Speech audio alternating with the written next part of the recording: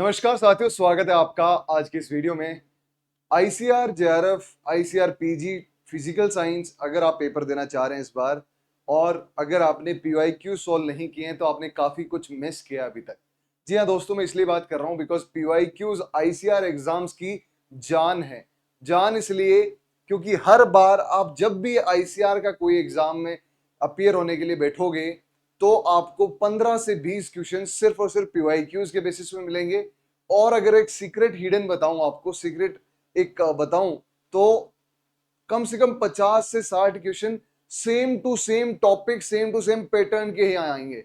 That means अगर आपने 2021, 22, 23, 24 के अच्छे से पीवाईक्यूज एनालिसिस कर लिए ना, तो मैं आपको राइटिंग में दे सकता हूं कि आप लोगों की रैंक अच्छी आएगी ही आएगी।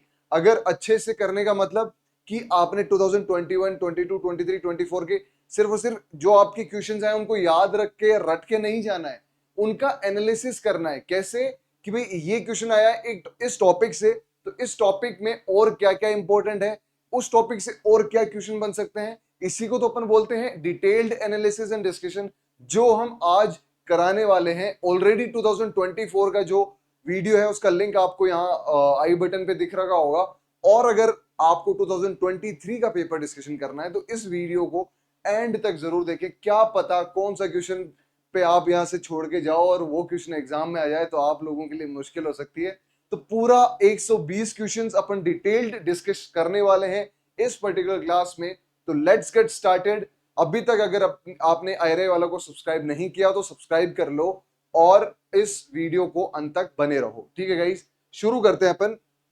सबसे पहला क्वेश्चन जो आपका आया, अब आपने देखो 2024 का पेपर देखा है ना, सेम टू सेम क्वेश्चन 2024 के पेपर में भी आया है। अब आपको 2023 से लिया गया है, अब आपको पता चल गया। शुरू करते हैं। Water use efficiency in increasing order आपको बतानी है। दैट मींस सबसे पहले उसको बताएंगे जिसकी वाटर एफिशिएंसी सबसे कम होगी, उसके बाद इंक्रीज होगी। तो आप सबसे कम किसकी है भैया? सबसे कम है आपकी सरफेस इरिगेशन की। सेकंड स्प्रिंकलर की, जो ऑर्डर है वही बता रहा है। फिर ड्रिप की, ड्रिप का एक पार्ट होता है पिक्चर पोर्ट जो ज्यादा कस्टमाइज होता है। तो A B C D is the increasing order. क्या अपने ऑप्शंस में है? हाँ बिल्कुल है, ए बी सी डी है, तो कोई दिक्कत ही नहीं है। Option A is the right answer. अगर आपने ए आपका सही है तो आप लोग अपना भी इवेल्युएशन साथ साथ में करते रहो कि आपको कौन सा क्वेश्चन आ रहा है, कौन सा क्वेश्चन नहीं आ रहा है। ठीक है गाइस, सेकंड क्वेश्चन की तरफ मूव करते हैं अपन। ठीक है, सेकंड क्वेश्चन है आपका, match the list with 1 and 2। इसमें लिखा है नेचर ऑफ रिएक्शन, दूसरे में लिखा है nature of process. Nature of reaction को नेचर ऑफ प्रोसेस से, कौन सी रिएक्शन से कौन सा अपना प्रोसेस बन रहा है। देखो, अगर आपको मैच द फॉलोइंग में एक हिडन ट्रिक है कि आपको टाइम बचा सकते हो, अपना अच्छा खासा टाइम बचा सकते हो। और अच्छा खासा टाइम कैसे बचेगा? आपको जो भी आ रहा है, let's say intermixing of soil horizon है, इंटरमिक्सिंग ऑफ सोइल होराइजन आपको पता है पेडोटर्मेशन की बात कर रहा है। और पेडोटर्मेशन में आपको कितने टाइप ऑफ पेडोटर्मेशन होते हैं आपको पता है सर? आर्जिलिक पेडोटर्मेशन होता है, फ्लोरल होता है, फोनल होता है और एंथ्रोपोजेनिक होता है। चार टाइप ऑफ पेडोटर्मेशन है, याद रखना है। आर्जिलिक मतलब जो क्ले की वजह से होता है, मेजरली कौन सी? मोन्टमोनलाइट क्ले। फ्लोरल मतलब जो प्लांट्स की वजह से होता है पेडोटर्मेशन। फोनल मतलब जो एनिमल्स की वजह से होता है। और आपका जो एंथ्रोपोजेनिक है, ह्यूमंस हमारे द्वारा, हम जो टिलेज एक्टिविटीज कर रहे हैं, डिगिंग कर रहे हैं, उसकी वजह से जो सोइल की इंटरमिक्सिंग हो जा रही है उसको अपन क्या कह रहे हैं? पेडोटर्मेशन कह रहे हैं। ठीक है गाइस, तो सी का ऑप्शन फोर्थ। फिर illuviation of oxides of iron and aluminium humus, वो है पोर्जुलाइजेशन। तो डी का हो गया सेकंड। सी का फोर्थ किस किस में है? इन दोनों में है भैया। डी का सेकंड, तो इसमें ऑप्शन ऑब्वियसली टू सही हो गया।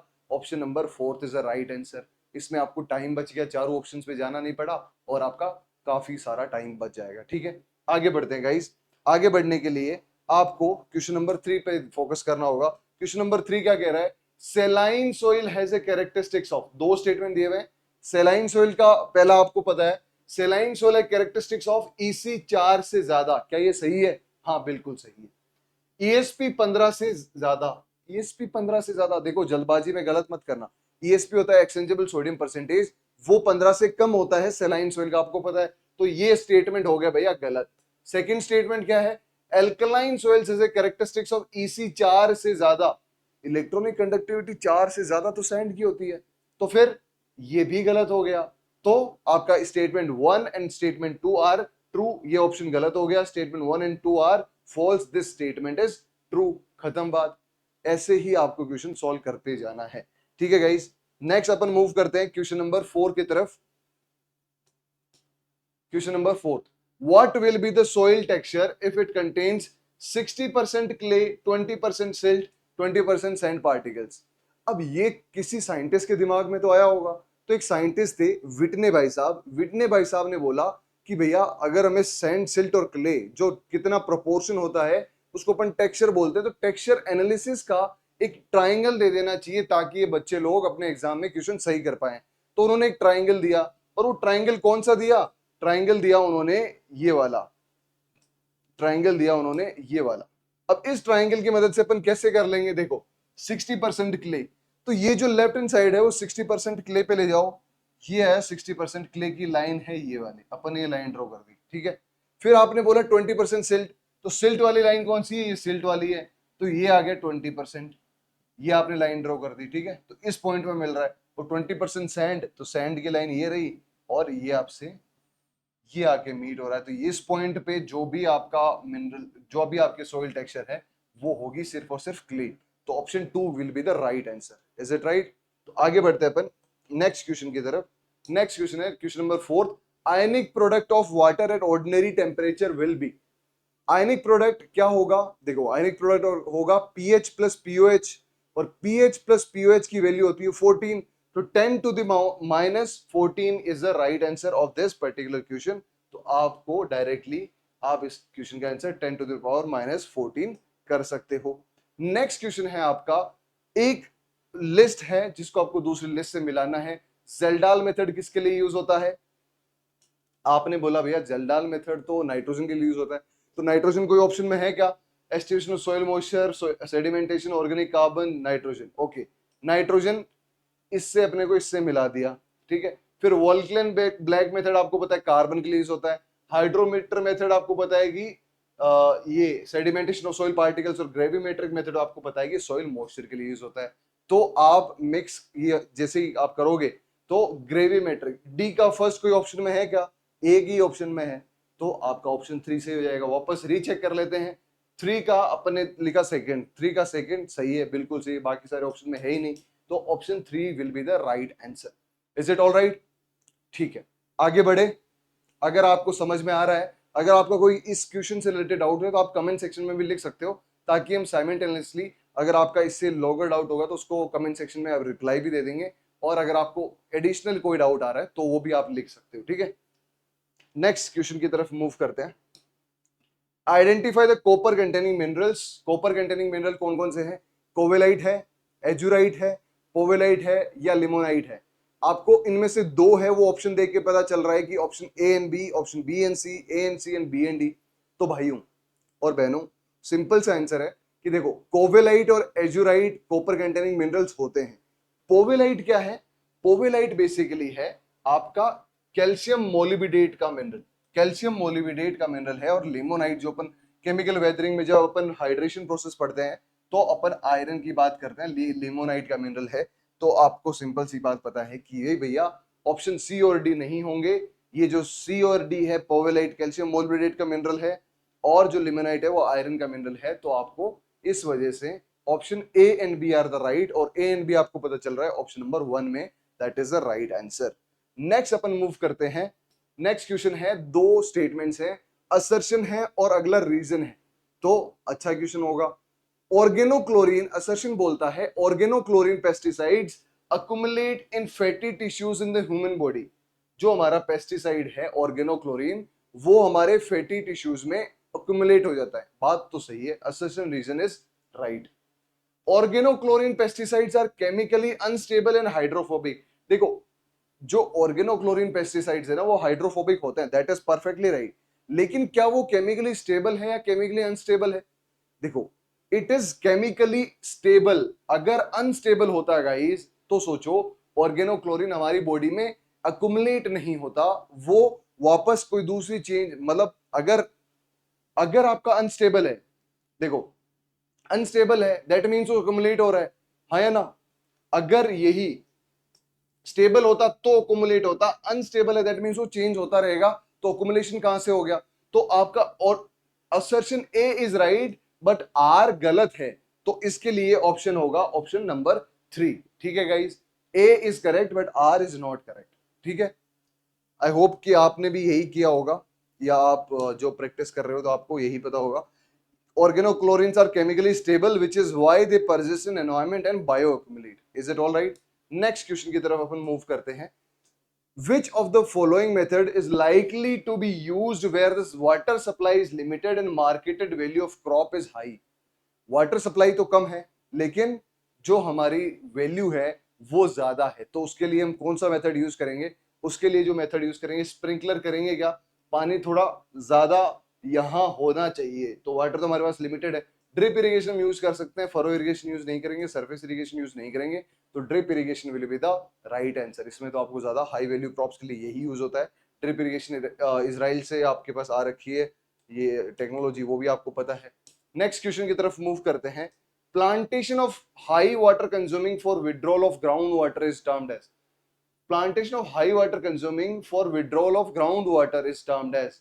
अब देखो ग्राउंड वाटर को विड्रॉ करना है, दैट मीन्स हमारे पास ऐसे प्लांट्स होने चाहिए जिनकी वाटर रिक्वायरमेंट हाई है, और उस प्रोसेस को क्या कहते हैं। देखो उस प्रोसेस को अपन बोलते हैं बायो ड्रेनेज। बायो ड्रेनेज मतलब जो लिविंग ऑर्गेनिजम्स के थ्रू ड्रेनेज हो रहा है उस पर्टिकुलर चीज का, that is termed as bio drainage. That is why option second is right. अब आपको सरफेस ड्रेनेज का मतलब पता है, बायो ड्रेनेज का मतलब पता है, सब सरफेस का मतलब पता है। What is mould drainage. Mould drainage क्या है, क्योंकि हम तो डिटेल डिस्कशन कर रहे हैं ना, यहां से भी अगली बार क्वेश्चन आ सकता है। तो मोल्ड ड्रेनेज का मतलब होता है ऐसा सब सरफेस ड्रेनेज सिस्टम जो हैवी क्ले सोइल्स में यूज होता है। अब आप सोचेंगे सर क्ले सोइल्स में, हाँ ड्रेनेज की जरूरत तो है। क्यों जरूरत है, क्योंकि आपको पता है कि क्ले सोइल्स की जो परमेबिलिटी है वो बहुत कम होती है, हमारे पास जो वाटर रिटेंशन है वो ज्यादा होता है, तो हमें ड्रेन बहुत टाइम तक पानी एक जगह रह सकता है, स्टेग्नेशन हो सकता है, तो हमें उसके लिए अच्छा ड्रेनेज सिस्टम चाहिए, तो वो अप्लाई करने के लिए हम यूज करते हैं मोल्ड ड्रेनेज। कैसा दिखता है आइए जान लेते हैं अपन, ये कैसा दिखता है आप ये खुद देख लीजिए। सबसे पहले क्या कर, एक सिंपल सी, आप ये देखिए एक सिंपल सी, ये एक आप सिंपल सी ये एक फरो खोदी जाती है, उस फरो में एक पाइप, ये जो नीचे पाइप डाल देते हैं ताकि यहां से पानी ऐसे जा सके, और एक चैनल्स बना दी जाती है क्रेविसेस एंड क्रैक्स, और उसको अपन वापस उसके ऊपर ये भर देते हैं ताकि इधर से ज्यादा पानी ना जाए, और ये इस चैनल के थ्रू पानी चला जाता है। और कौन सी सोइल में अडॉप्ट किया जाता है यही क्वेश्चन आएगा इसका बेसिकली। तो आपको पता है कि मोल्ड ड्रेनेज जो है वो क्ले सोइल्स या हैवी सोइल्स में यूज होता है। Is it clear? Okay, next question की तरफ हम मूव करते हैं। The word soil has been derived from. हमारा गर्व, हमारा प्राइड, सॉइल कहां से डिराइव किया गया है। ये किया गया है लैटिन वर्ड जिसका पूरा नाम है सोलम, और इसका मतलब होता है फ्लोर, यहां से डिराइव किया गया है। और आपकी ज्यादातर जो सॉइल साइंस के वर्ड्स हैं वो लैटिन और ग्रीक से यूज किए गए हैं। लैटिन का और ग्रीक का एक सिंपल सा डेफिनेशन अगर आप डिस्टिंग्विश मानेंगे, तो जो वर्ड ओ से शुरू होते हैं वो ग्रीक वर्ड्स होते हैं। जैसे आपकी कोई भी एग्जांपल ले लो, जो भी ओ से शुरू, ओ से एंड होंगे एक्चुअली, वो ग्रीक वर्ड होंगे, लैटिन वर्ड होंगे। जैसे आप कोई भी एग्जांपल जैसे आपके मन में आ रहा है, तो अगर ज्यादातर जो सॉइल क्लासिफिकेशन सिस्टम था उसमें लैटिन, जो न्यू क्लासिफिकेशन सिस्टम था उसमें लैटिन और ग्रीक वर्ड का ही यूज किया गया। आप सोचोगे सर लैटिन और ग्रीक क्यों, बाकी लैंग्वेजेस भी तो हैं। देखो लैंग्वेजेस वो यूज करी जाती हैं जो ज्यादा चेंज ना हो रही हो।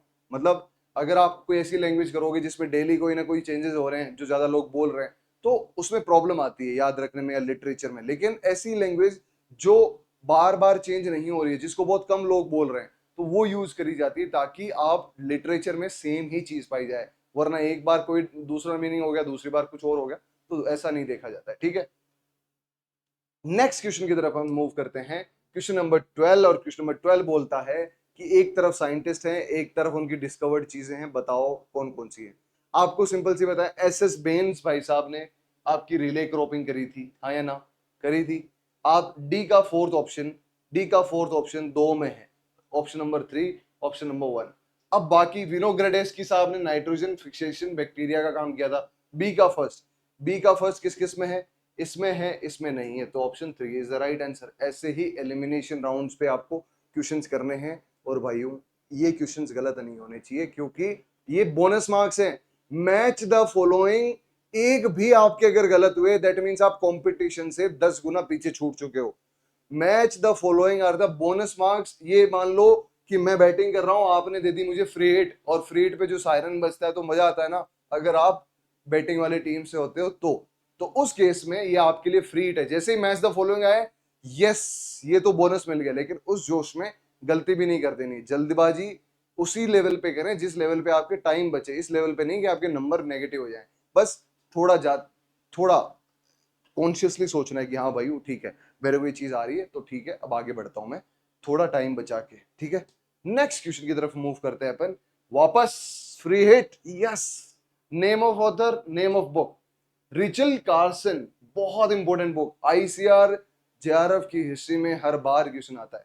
क्यों आता है? बहुत इंपॉर्टेंट है। रिचल कार्सन एक बुक लिखी थी, साइलेंट स्प्रिंग। ए का ऑप्शन हो गया फोर्थ, ए का फोर्थ एक में ही है, आपका टाइम बच गया ए का फोर्थ, क्योंकि ऐसे ऑप्शंस वो करो जो 100% पता हो कि हाँ ये तो है ही, अगर उससे आपने पता कर लिया तो पकड़ लिया। मतलब रिचल कार्सन, ये इतनी इंपॉर्टेंट बुक क्यों है, हमारी बार बार सिलेबस में क्यों आ जाती है?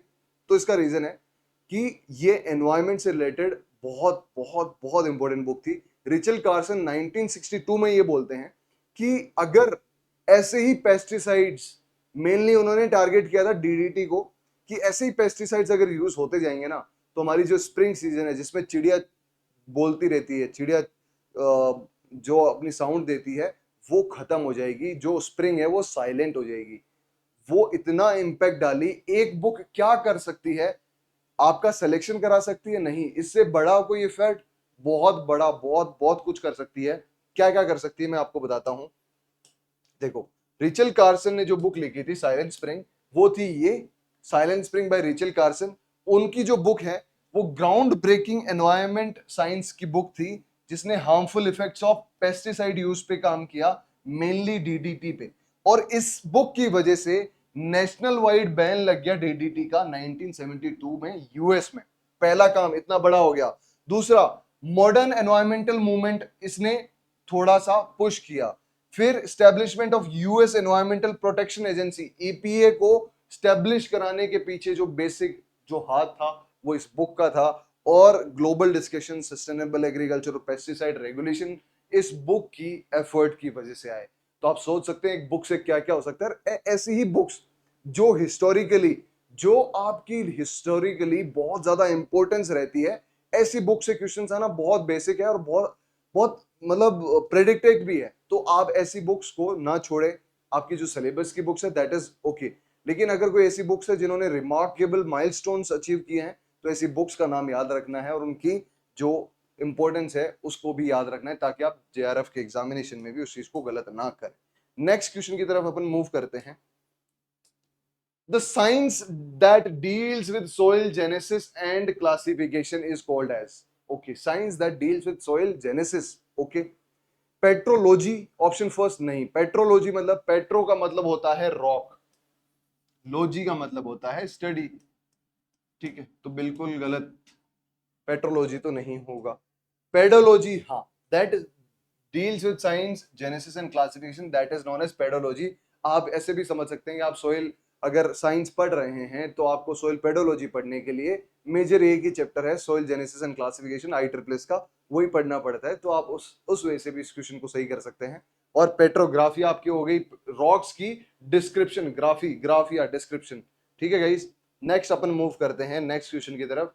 Diseases occurring due to calcium deficiency, calcium deficiency से कौन कौन सी डिजीज हो रही है? देखो, कैल्शियम की डिजीज और बोरोन की डिजीज, मैं हमेशा ऐसे बोलता हूं, सॉरी गाइस, ऐसे बोलता हूं कि कैल्शियम और बोरोन ये जो है वो कैब, कैब नाम आ रहा है ना, कैब, ये टर्मिनल, आप अगर फ्लाइट से उतर रहे हो तो कैब बुलाने पे आप कौन से टर्मिनल पे जाओगे, वही आपको याद रखना है। तो टर्मिनल जो बर्ड्स हैं उसके लिए इंपॉर्टेंट है, और उसके लिए pop podding in groundnut pillowing of cucumber. Pillowing मतलब तकिया, तकिया सॉफ्ट होता है ना, तो जो आपका आपका जो कुकुम्बर है वो बहुत सॉफ्ट हो जाता है कैल्शियम की डेफिशिएंसी से। ऐसे ऐसे बहुत मतलब आप कभी आपने देखा भी होगा ऐसा कोई कुकुम्बर जो बहुत ज्यादा सॉफ्ट हो गया हो, वो कैल्शियम की डेफिशिएंसी से होता है।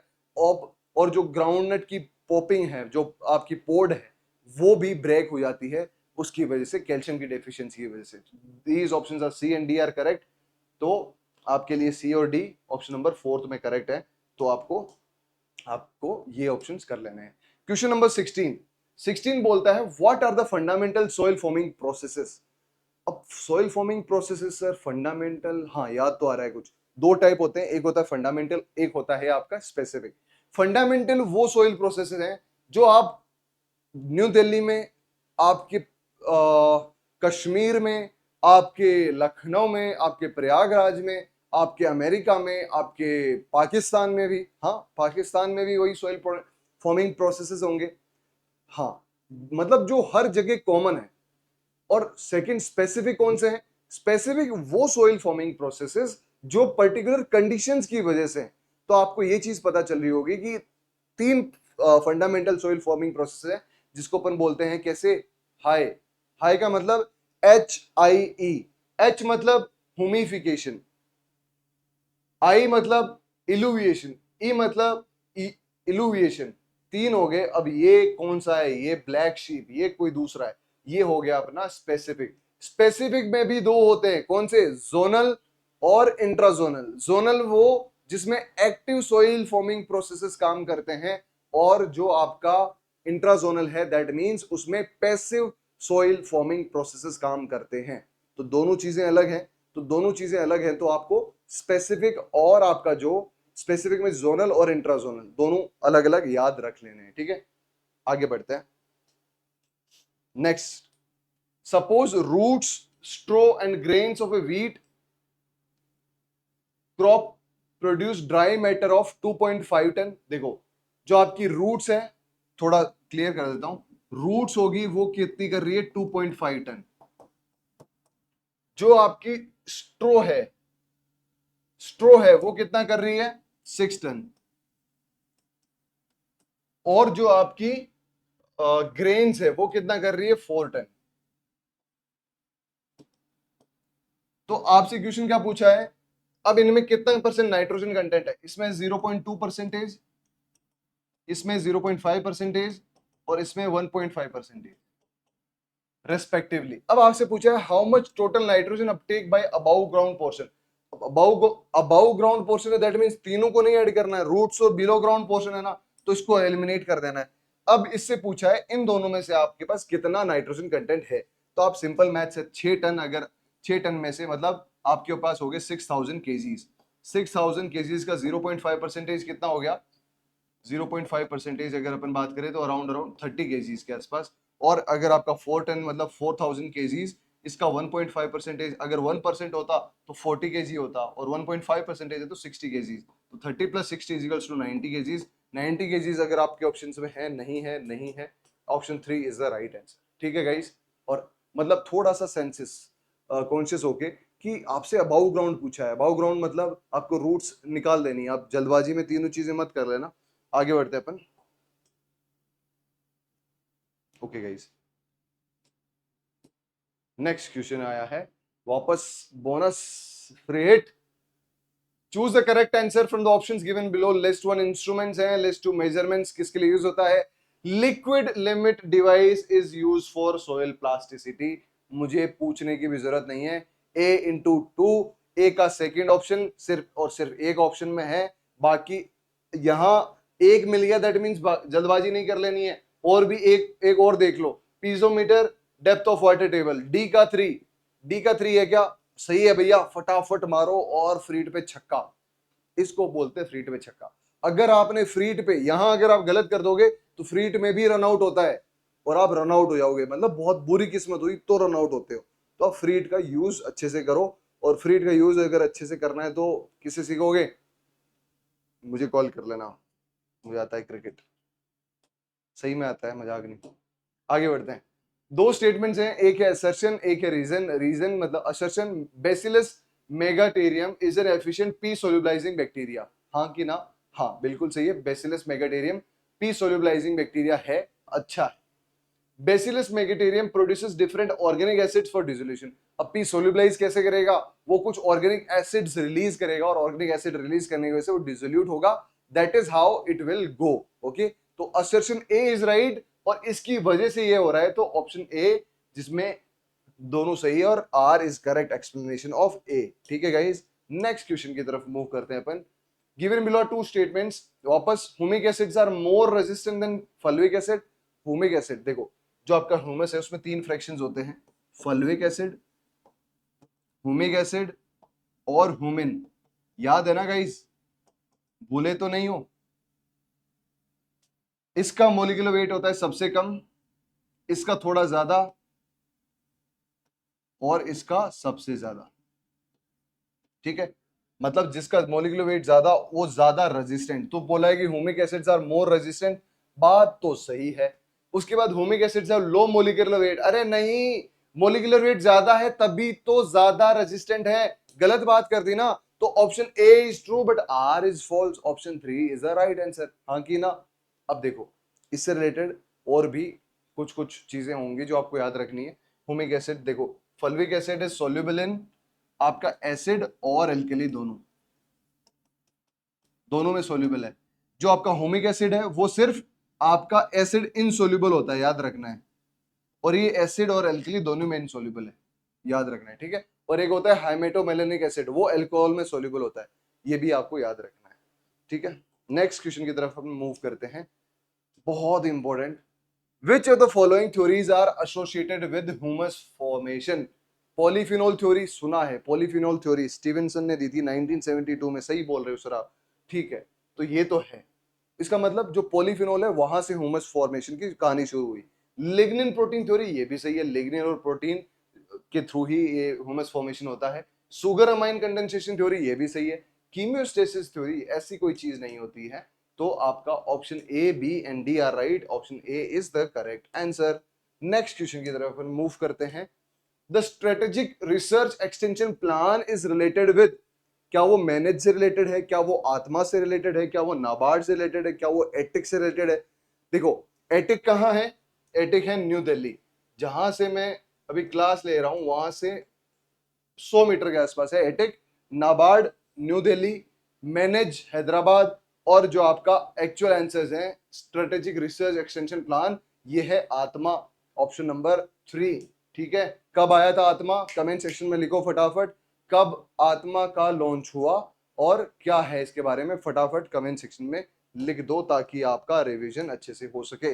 Putting on to the next question, the characteristics of plinthite horizons are, horizons होते हैं, प्लिंथाइट भी होता है, क्या कैरेक्टरिस्टिक्स हैं उसके, क्या वो रिच इन ह्यूमस है, क्या वो रिच इन सेस्कियो ऑक्साइड्स है, क्या वो प्रेजेंस ऑफ येलोइश और ग्रेइश मॉडल्स है। बहुत इजी क्वेश्चंस है ना।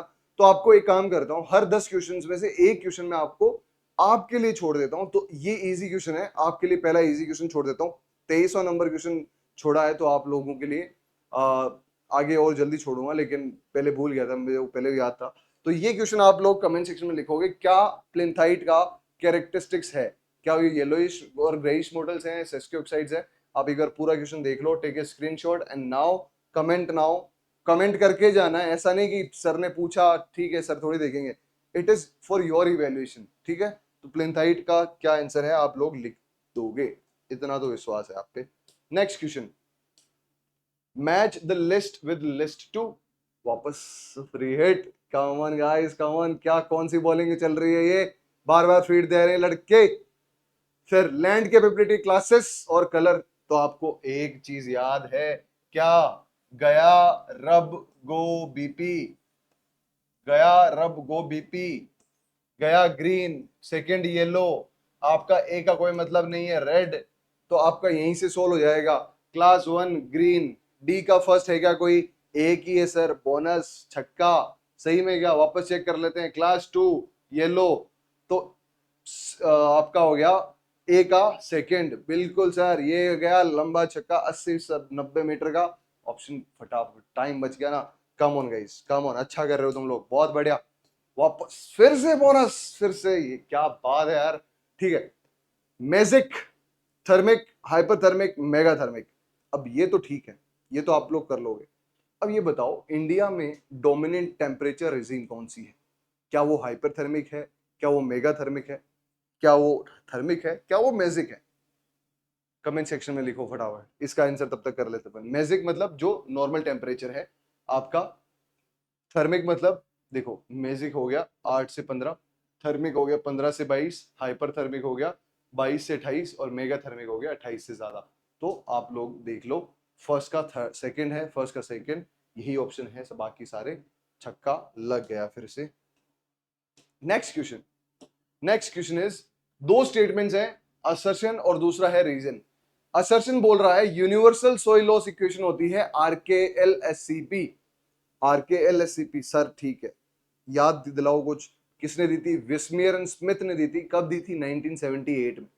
बार बार क्वेश्चन आते हैं। अब मतलब क्या है देखो, ए होता है एनुअल सोइल इरोजन, आर होता है रेनफॉल, के होता है सोइल इरोडेबिलिटी फैक्टर, एन एल होता है लेंथ, एस होती है स्लोप, सी होता है क्रॉप मैनेजमेंट और ये होता है प्रैक्टिस। ये सारे फैक्टर्स हैं जो इरोजन के लिए रिस्पॉन्सिबल है। ये कितने ज्यादा है कितने कम है ये डिपेंड करता है, उसके बेसिस पे हम इरोजन हैजार्ड का इंडेक्स बनाते हैं।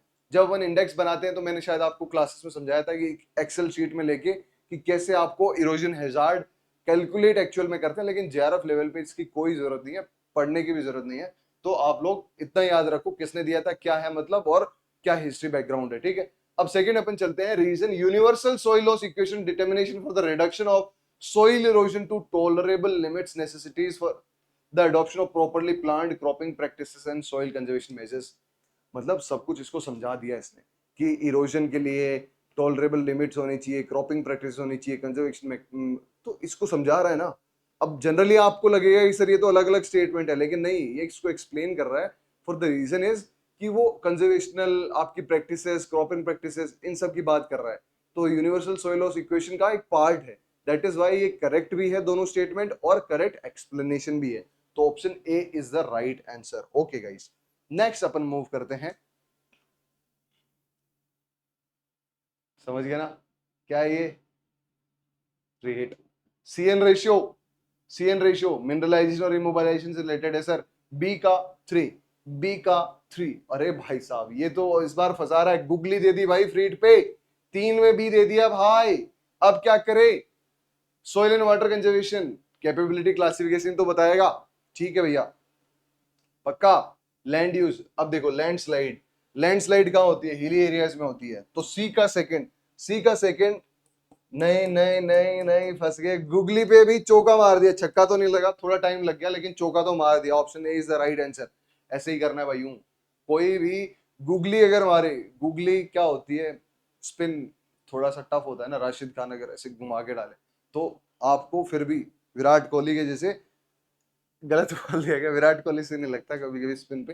कोई बात नहीं, कोई भी अच्छा हिटर मान लो, और रोहिताज सर का मान लो, रोहिताज सर अच्छा क्रिकेट खेलते हैं जब वो सो रहे होते हैं, मतलब सपने में। आगे बढ़ते हैं अपन, just kidding guys, Rohitaj sir को मत बता देना। ठीक है, next, list 1 parameter, list 2 unit. Relative humidity, temperature, wind speed, cloud cover. Cloud cover को अपन मापते हैं ऑक्टा में, ऑक्टा में। डी का फर्स्ट, डी का फर्स्ट, अरे वाह। ए का fourth, relative humidity percentage obviously. तो आपका ऑप्शन नंबर सेकंड सही हो गया।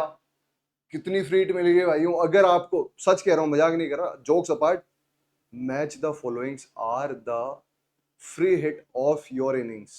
120 डिलीवरीज अगर मिल रही हैं और जितने मैच द फॉलोइंग आपको मिल रहे हैं वो फ्री हिट है यार। डरो मत, क्वेश्चन हैं उनको आप एलिमिनेट करो, कितना आसानी से एलिमिनेट कर सकते हो वो इंपॉर्टेंट है। और जरूरी नहीं है सब जो आप स्ट्रेटेजी अपना रहे हो सारे लोग अपना पा रहे हैं, वो भी नॉर्मल क्वेश्चंस के लिए इसको जैसे चैलेंजिंग अगर लेंगे तो गलत कर सकते हैं। और इसमें स्ट्रेटेजी भी है कि कुछ न्यूमेरिकल्स अगर आए, कुछ हार्ड क्वेश्चंस आए तो उनको ज्यादा टाइम चाहिए, तो ज्यादा टाइम निकलेगा कहां से? 120 मिनट है, 120 क्वेश्चंस है, तो कहां से निकलेगा? निकलेगा यहीं से। और यहां से निकलेगा तो आपके पास सिंपल सी चीज है कि भैया यहां से टाइम बचाना है, ठीक है। Next question, okay. हाँ, मुझे सच कह रहा हूं, असेसन और रीजंस भी फ्रीड तो नहीं, लेकिन आप कह सकते हो कि फुलटोस लगती है। कैसे? बहुत आसान है ना, मतलब असर्शन और रीजंस, अगर आप कॉमन सेंस है आप में, अगर आपने पढ़ा भी नहीं है ज्यादा, बस कॉमन सेंस का यूज करके भी आप, मतलब आपको क्रिकेट खेलना नहीं आता लेकिन फुलटोस अगर मिल गई तो इधर उधर 360 डिग्री में कहीं तो मार ही दोगे ना अच्छा खासा। अगर यॉर्कर मिल जाती, कुछ ऐसा हार्ड क्वेश्चन पूछ लिया, तो वो चीजें अलग है, लेकिन असर्शन और रीजंस फुलटोस है। फुलटोस कैसे समझाता हूं, बहुत आसानी से आप समझ पाओगे। Water requirement for wheat crops varies from 300 to 600 mm। Okay, vary कर रही है, स्पेसिफिक नहीं बोला 550, जैसे पिछली बार 2024 में आया था कि 550 mm होती है विंटर व्हीट की रिक्वायरमेंट, लेकिन इसने बोला 300 से 600 के बीच में वेरी करती है। अब वेरी क्यों कर रही है, शायद इसका रीजन समझाना चाह रहा है। वाटर रिक्वायरमेंट वेरीज, बिल्कुल वेरीज क्यों कर रही है, डिपेंडिंग, अब रीजन समझाएगा। सोइल टाइप पे वेरी कर रही है, रेनफॉल पे वेरी कर रही है, और वेराइटी पे भी वेरी कर रही है। इन तीनों पे भी तो डिपेंड करता है कितनी आपके पास वाटर रिक्वायरमेंट होगी। तो दैट मीन्स भाइयों, ये रीजन है ना, ये रीजन है, तो option A, that is why I called it full toss. आपके पास, आपको नहीं पता लेट से, लेकिन फिर भी आप कॉमन सेंस से इस क्वेश्चन को सही कर रहे हो ना, that matters at the end. आप, जरूरी नहीं है आपको एग्जाम में सब कुछ आता होगा, इस आपको जरूरी है कि आप एग्जाम में अपना कॉमन सेंस का यूज करके सब कुछ सही करने की कोशिश कर रहे हो, दैट्स इट। क्वेश्चंस गलत फिर भी होंगे, अगर क्वेश्चंस गलत नहीं होते तो 480 में से 480 आने चाहिए थे ना लोगों के। कोई तो एक टॉपर होगा आज से आज तक, नहीं आए ना कभी, इसीलिए नहीं आते क्योंकि सब कुछ सही नहीं हो सकता। आप सब कुछ सही करने के चक्कर में अपना अगर टाइम वेस्ट कर रहे हो कि भैया ये भी सही कर लूं वो भी सही कर लूं, तो थोड़ा सा गलत जा रहे हो आप। 90% पे फोकस करोगे, 90% आप क्वेश्चन सही कैसे कर सकते हो। जो 10% कभी किसी को आएंगे ही नहीं, उस पर फोकस मत करो, स्कोरिंग ऑप्शंस पे फोकस करो। लास्ट के 2 महीने बचे हैं, इसी पे ही फोकस करना है। कुछ सोइल के बारे में बात हो रही है। पहला ऑप्शन है very dark cracking clay dominated minerals. ठीक है भैया, मेरे दिमाग में आया है sir, very dark cracking. Cracking तो मोंट मोनलाइट होता है, मोंट मोनलाइट किस में होता है, ब्लैक सोइल में होता है, इसकी बात कर रहा है। ठीक है, लोकली कोल्ड रेगर, रेगर मतलब जो आपकी कॉटन सॉइल्स हो रही है उसके बारे में बात कर रहा है, तो ठीक है, ये भी ब्लैक सॉइल्स के बारे में बात कर रहा है। High clay content varying from 30 से 60 degree, base rich. Base rich, हाँ जियोलाइट्स होते हैं, बेस रिच होता है, जो जियोलाइट सप्लाई कर रहा होता है बेसिस की, तो ठीक है। ब्लैक की ही बात कर रहा है अभी तक। अकर इन महाराष्ट्र, बिल्कुल महाराष्ट्र, मध्य प्रदेश, गुजरात, राजस्थान, छत्तीसगढ़, ये ब्लैक सॉइल की ही बात कर रहा है मेरे ख्याल से। तो क्या क्या ऑप्शंस हैं, ब्लैक सोइल ऑप्शंस हैं, एलुवियल सोइल ऑप्शंस हैं, रेड सोइल ऑप्शंस हैं, red and laterite soil options हैं। अब ये ऑप्शंस नहीं है, ये तो आपके पास सिर्फ दिए हुए हैं। अब चूज अ करेक्ट ऑप्शंस में से आपको ये करना है, ऑप्शन ए ब्लैक सोइल। ठीक है भैया, सिर्फ और सिर्फ यही है, बाकी किसी में कंफ्यूज नहीं होना है। ठीक है, okay, moving on to the next question. Next question is, GIS का ऑब्जेक्टिव क्या है। जीआईएस का ऑब्जेक्टिव क्या है भैया, देखो, maximizing the efficiency of planning and decision making, बिल्कुल ठीक है, ये तो ठीक कह रहा है। Providing efficient means for data distribution, ये भी ठीक है। एलिमिनेटिंग द रिडंडेंट डाटाबेसेस, ये नहीं है। Capacity to integrate information from many sources, ये भी सही है। तो ए बी डी तीनों ऑप्शन सही है गाइस। तो आपका ऑप्शन कौन सा हो गया सर, ऑप्शन कौन सा हो गया, तो आप ये चीज ए बी डी आपका राइट आंसर है, तो सी गलत है, A B D is the right answer. ठीक है guys, next question. Given below are two statements, one is labelled as assertion and second is, वापस फुल टॉस आई है, कैसे बताते हैं। The notation of Munsell colour is 2.5 YR56। मतलब देखो, 2024 का जो पेपर डिस्कस करा था तो मैंने सॉइल कलर पूरा समझाया था। उसमें ये जो पहली वैल्यूज होती है ना, आगे पहले रीजन पढ़ लेते हैं। Because hue is 2.5 R, value is 5 and chroma is 6। इसमें आपको कंफ्यूज कर सकता था, वैल्यू क्रोमा को 6 बताता, क्रोमा को 5 बताता, वैल्यू को 6 बताता, ऐसे करके। लेकिन ये होती है ह्यू, ये होती है वैल्यू, और ये होती है क्रोमा, और सही बता रहा है। तो इसका करेक्ट एक्सप्लेनेशन भी है, तो option A is the right answer. ठीक, ठीक है गाइस, नेक्स्ट अपन मूव करते हैं। आपका भाई ये तो वही क्वेश्चन आ गया,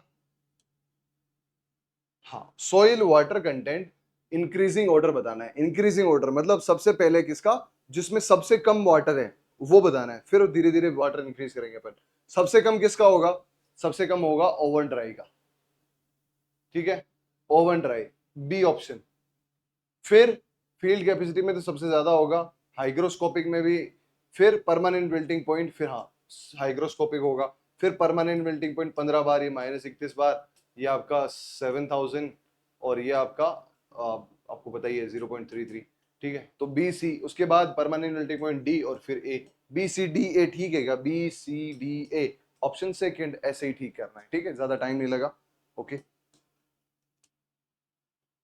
आप शायद इवेल्युएशन के लिए आए होंगे, लेकिन आपको पता चल रहा होगा कि आपको साथ में असिस्ट मतलब क्वेश्चन सॉल्विंग प्रैक्टिस भी हो रही है, कैसे एक्चुअल में सॉल्व किए जाते हैं क्वेश्चंस, वो आपको पता चल रहा है। लिस्ट 1 है इंस्टीट्यूट्स, लिस्ट 2 है headquarters.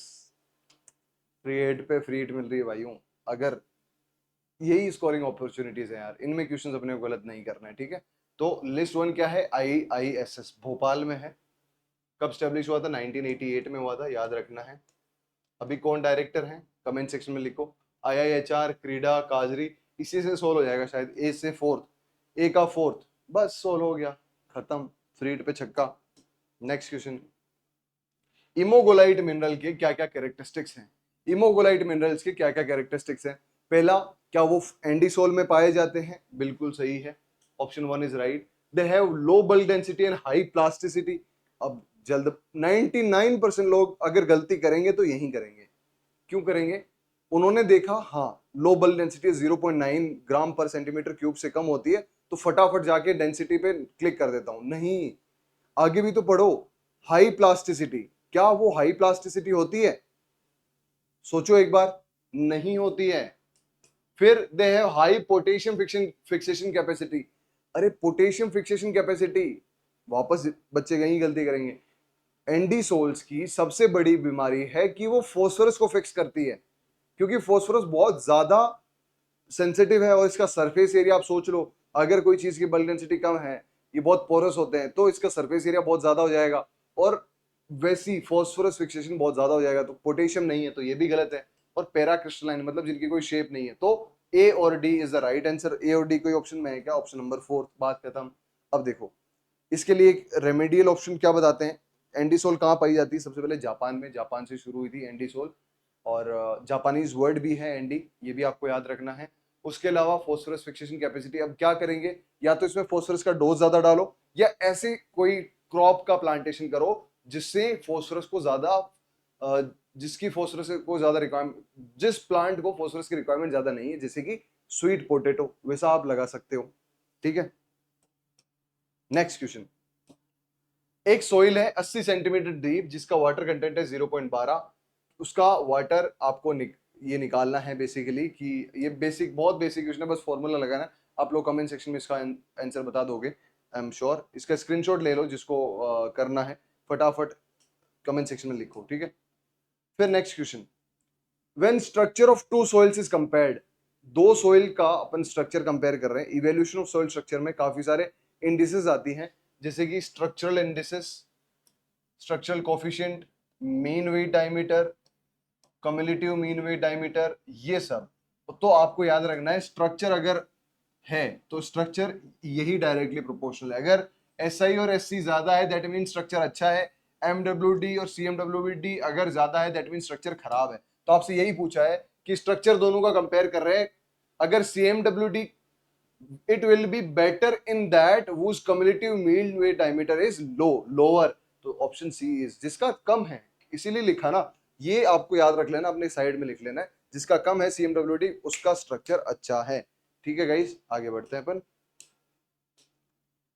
Unit of mixing ratio, mixing ratio जो वाटर वेपर को अपन बात करते हैं, तो मिक्सिंग रेशियो की बात करते हैं, तो मिक्सिंग रेशियो होता है kg/kg, वेरी सिंपल। मतलब ये भी आपके पास फुल टॉस थी जो आपको आपने मार दी, वापस फ्री हिट। बल्क डेंसिटी, देखो ये थोड़ा अच्छा क्वेश्चन है, कभी कभी फ्री हिट में भी अच्छी और कर या कोई अच्छी डिलीवरी डाल देता है, बट उसमें भी आपको गैप्स देखने पड़ते हैं। वैसे ही बल्क डेंसिटी, देखो बल्क डेंसिटी के लिए अपन कौन सा यूज करते हैं, जो आपको आता है वो आप पहले यूज कर लो। सोइल वाटर कंटेंट के लिए अपन अमेरिशियम और बेरिलियम को यूज करते हैं, हाँ या ना, तो बी का फोर्थ दो ऑप्शंस में है, ये दोनों तो पहले ही गलत हो गए। अब नेक्स्ट क्वेश्चन है आपके पास बल्क डेंसिटी, बल्क डेंसिटी के लिए अपन याद करो सीजियम 137 यूज करते हैं, हाँ कि ना। तो फर्स्ट का हो गया फिफ्थ, तो यहां से आपका क्वेश्चन सही हो गया। अब काफी सारे बच्चे अगर मैच द फॉलोइंग अगर गलत करेंगे तो यही वाला क्वेश्चन गलत करते जो आपने अपनी एलिमिनेशन टेक्निक से सही कर लिया है। अब बाकी सी का थर्ड, सीपेज के लिए आपको याद है जो आपकी पॉल्यूशन स्टडीज और जो सीपेज स्टडीज है वो आपको पता है कि H2 और H3 यूज होते हैं उसमें, तो H2 सीपेज के लिए यूज होते हैं, तो आपको इससे आसानी से पता चल गया। ठीक है, next question, what is the average life of radioactive element whose half life is 30 days. Half life अगर 30 डेज है तो देखो कोई भी चीज है उसको आप जितनी हाफ लाइफ है अपॉन 0.693 अगर कर दोगे तो आपका आंसर आ जाएगा, और 0.639 अगर आप इसको करोगे तो ऑन एंड अराउंड 20, कम तो आएगा नहीं, दोनों 30 से ज्यादा आएगा लेकिन 60 भी नहीं आएगा, दैट मींस 43 के आसपास आएगा। ठीक है, that is the right answer. Which of the following is representation of vector map? Vector map में आपको मैंने रास्टर और वेक्टर मैप दोनों पिछले क्लासेस में समझाए थे, जो 2024 की यूट्यूब पे क्लास पढ़ी है उसमें। तो उसमें पॉइंट, पॉलीगन और एक और चीज थी, पिक्सल नहीं होती है, पिक्सल नहीं होती है। आपके पास पॉइंट, पॉलीगन और लाइन होते हैं, पिक्सल की जगह लाइन होती है। तो A and C are the right answer, और यही क्वेश्चन रिपीट हुए, कम से कम अभी तक 10 क्वेश्चन रिपीट हो चुके हैं भाइयों 2024 के पेपर में। अभी तक, सिर्फ अभी तक सोचो कितने क्वेश्चन रिपीट होंगे। इसीलिए पीवाईक्यूज आर लाइक क्रीम जो आपको याद रखनी चाहिए। ठीक है, नेक्स्ट आपके पास है choose the correct answers from the options given below. Magnesium क्या क्या इसकी वैलेंसीज हैं, तो आप सिंपल सी, आपको सबको पता है कि जो बेसिक केमिस्ट्री है उसमें मैग्नीशियम की है 282, मतलब फोर्थ ऑप्शन। सोडियम की है 281, लिथियम के 21 और आपकी क्लोरीन की है 287। ठीक है, तो आप लोग इसको इस तरीके से सही कर सकते हो और आप लोग मिला सकते हो। नेक्स्ट आपके पास है water has maximum density at temperature, कितने टेम्परेचर पे, तो आपको पता है भैया 4 डिग्री सेल्सियस पे होती है मैक्सिमम डेंसिटी, लेकिन यहां पूछ लिया केल्विन में, तो आपको पता है कि 0 डिग्री सेल्सियस इंटू केल्विन अगर अपन बात करें तो होती है आपकी 273.15। ठीक है, अब 15 बहुत छोटा नंबर है इसलिए अपन छोड़ देते हैं, जनरली अपन 273 ही याद रखते हैं। तो 4 डिग्री सेल्सियस प्लस 4 कर लो तो केल्विन में आ जाएगी 277 केल्विन। ठीक है, तो 277 केल्विन आपके पास आ गई है। ठीक है, नेक्स्ट अपन मूव करते हैं क्वेश्चंस पे, वो है आपके पास एनडीवीआई के रिलेटेड क्वेश्चंस। एनडीवीआई से रिलेटेड क्वेश्चंस है, NDVI index to monitor crop health determined from reflectance of, देखो एनडीवीआई की वैल्यू क्या होती है, एनडीवीआई इज इक्वल्स टू, एक तो रेंज आपसे पूछी जाती है 0 to 1 होती है, एक होता है NIR minus red upon NIR plus red, ये इसका फॉर्मूला होता है। तो कौन से बैंड यूज हो रहे हैं, एनआईआर और रेड हो रहा है, तो आपसे पूछा जा रहा है कि कौन कौन से बैंड यूज हो रहे हैं, तो reflectance from near infrared and red band ये यूज करी जाती है। ठीक है, ओके गाइस, तो नेक्स्ट क्वेश्चन है अपना, vertical movement of air and heat from earth surface to the atmosphere is. Vertical movement क्या है, क्या वो कन्वेक्शन है, क्या कंडक्शन है, क्या एडवेक्शन है, क्या सब्लिमेशन है। Obviously convection is the vertical movement of air and heat. Coming out to the next question, ये अच्छा क्वेश्चन है, I will say training data set is used to identify desired features in remote sensing images. Training data set, देखो मैंने समझाया था supervise unsupervised classification क्या क्या होते हैं।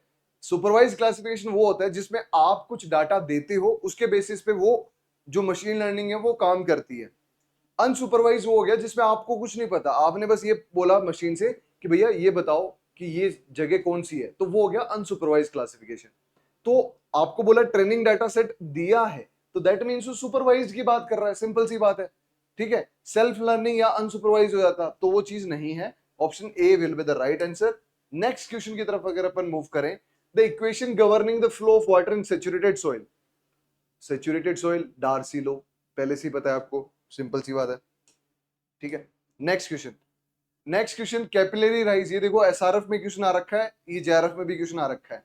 ये होगा आपका H R is equals to 3.0, ये आई ट्रिपल एस में डायरेक्टली दिया फिजिकल प्रॉपर्टीज में फंडामेंटल्स वाली में डायरेक्ट फॉर्मूला ही पूछा है आपसे, तो कुछ और याद रखने की जरूरत नहीं है।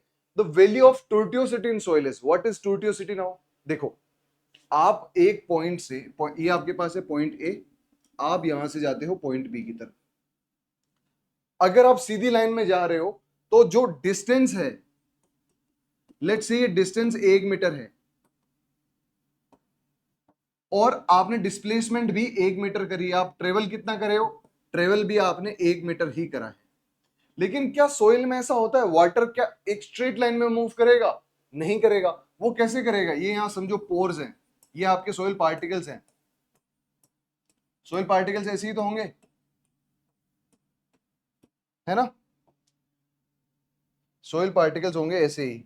अब आपको क्या करना है, आपको पता है कि भैया पानी अगर मूव होगा तो ऐसे कैसे होगा, कुछ इस तरीके से होगा, इस तरीके से होगा, हाँ कि ना? तो जो आपकी डिस्टेंस है वो तो आपने 1 मीटर दी, लेकिन जो ट्रेवल डिस्टेंस है वो हमेशा 1 से ज्यादा ही होगी। मतलब 1.5 हो सकती है, 2 भी हो सकती है, 2 से भी ज्यादा हो सकती है, 2 मीटर से भी ज्यादा हो सकती है, डिपेंडिंग अपॉन कौन सा है आपके पास। तो option C is the right answer, 1 से ज्यादा ही होगी। लेकिन एक चीज आपसे और पूछी जा सकती है कि टूटियोसिटी सैंड सॉइल में ज्यादा होती है, लोमी में ज्यादा होती है, या क्ले में ज्यादा होती है? देखो, आपको याद रखना है tortuosity is directly inversely proportional to porosity.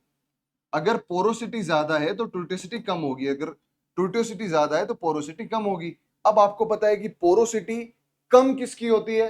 Porosity कम है आपकी सैंडी सॉइल की। तो सैंडी सॉइल में टूटियोसिटी ज्यादा होती है, मतलब सैंडी सॉइल में ज्यादा मूव करना पड़ेगा। ये आपको याद रखना है, ये क्वेश्चन ऑलरेडी आ रखा है। ठीक है, नेक्स्ट क्वेश्चन अपन मूव करते हैं। The term infiltrability is coined by, infiltrability किसने कॉइन करी थी? याद रखो, किसने? ऑप्शंस आपके पास है, आप लोग डेनियल हिलेल या फिलिप, इन दोनों ऑप्शंस में से कंफ्यूज हो सकते हो। तो देखो, इनफिल्ट्रेबिलिटी, इनफिल्ट्रेशन कैपेसिटी, इनफिल्ट्रेशन, ये सब अलग अलग टर्म्स है जो अलग अलग साइंटिस्ट ने दी थी। इसका मैं कमेंट सेक्शन में सारे के सारे लिख दूंगा कि कौन कौन से आपके पास इनफिल्ट्रेशन कैपेसिटी, इनफिल्ट्रेशन, ये सब के सब, क्योंकि आप कंफ्यूज नहीं होने चाहिए। ठीक है, नेक्स्ट क्वेश्चन की तरफ अपन मूव करते हैं।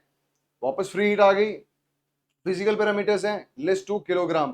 देखो, सिंपल सी बात है, सबसे बेसिक टर्म है आपकी आपकी पार्टिकल डेंसिटी। पार्टिकल डेंसिटी है किलोग्राम पर क्यूबिक मीटर। डी का फर्स्ट दो में है, इसमें भी है, इसमें भी है।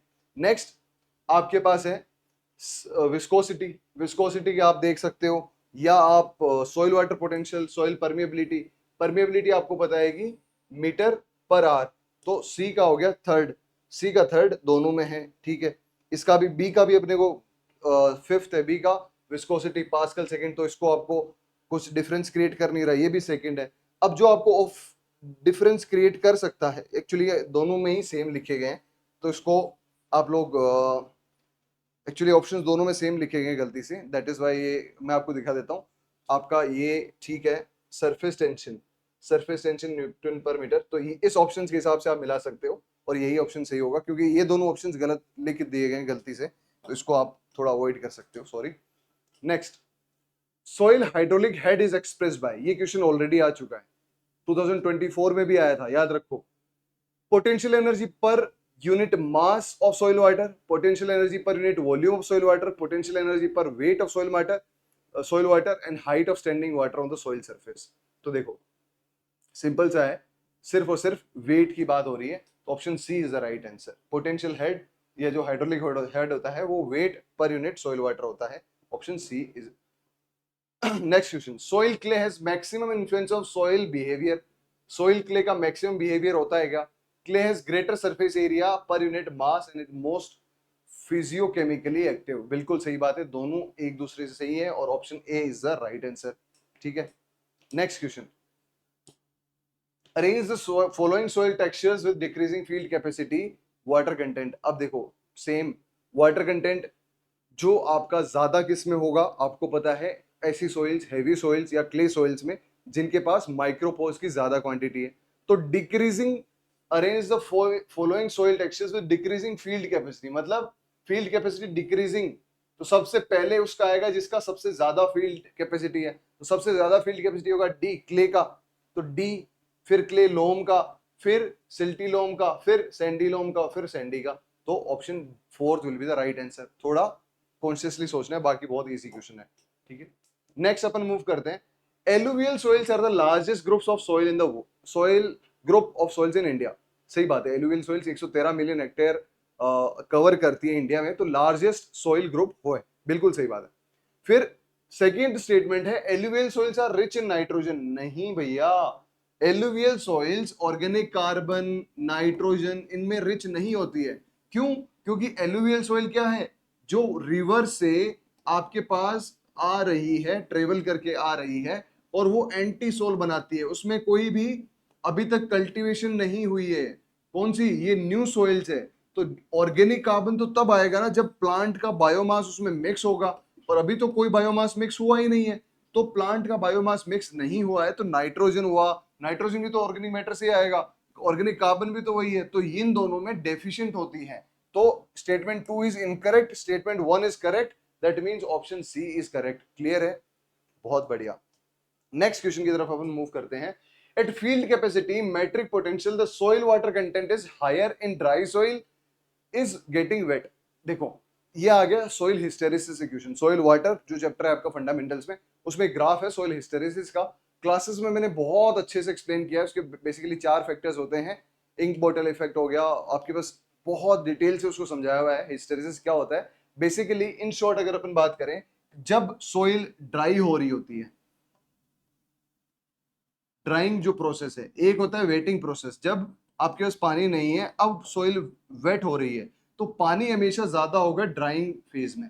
क्यों होता है? Because of hysteresis effect. Hysteresis effect बहुत एक ये मान लो कि बहुत कॉन्सेप्चुअल टॉपिक है। अगर आप कमेंट सेक्शन में लिखेंगे तो मैं वो भी एक्सप्लेन कर दूंगा, लेकिन आप कमेंट सेक्शन में लिखें कि आप इस पे क्लासेस चाहिए तो।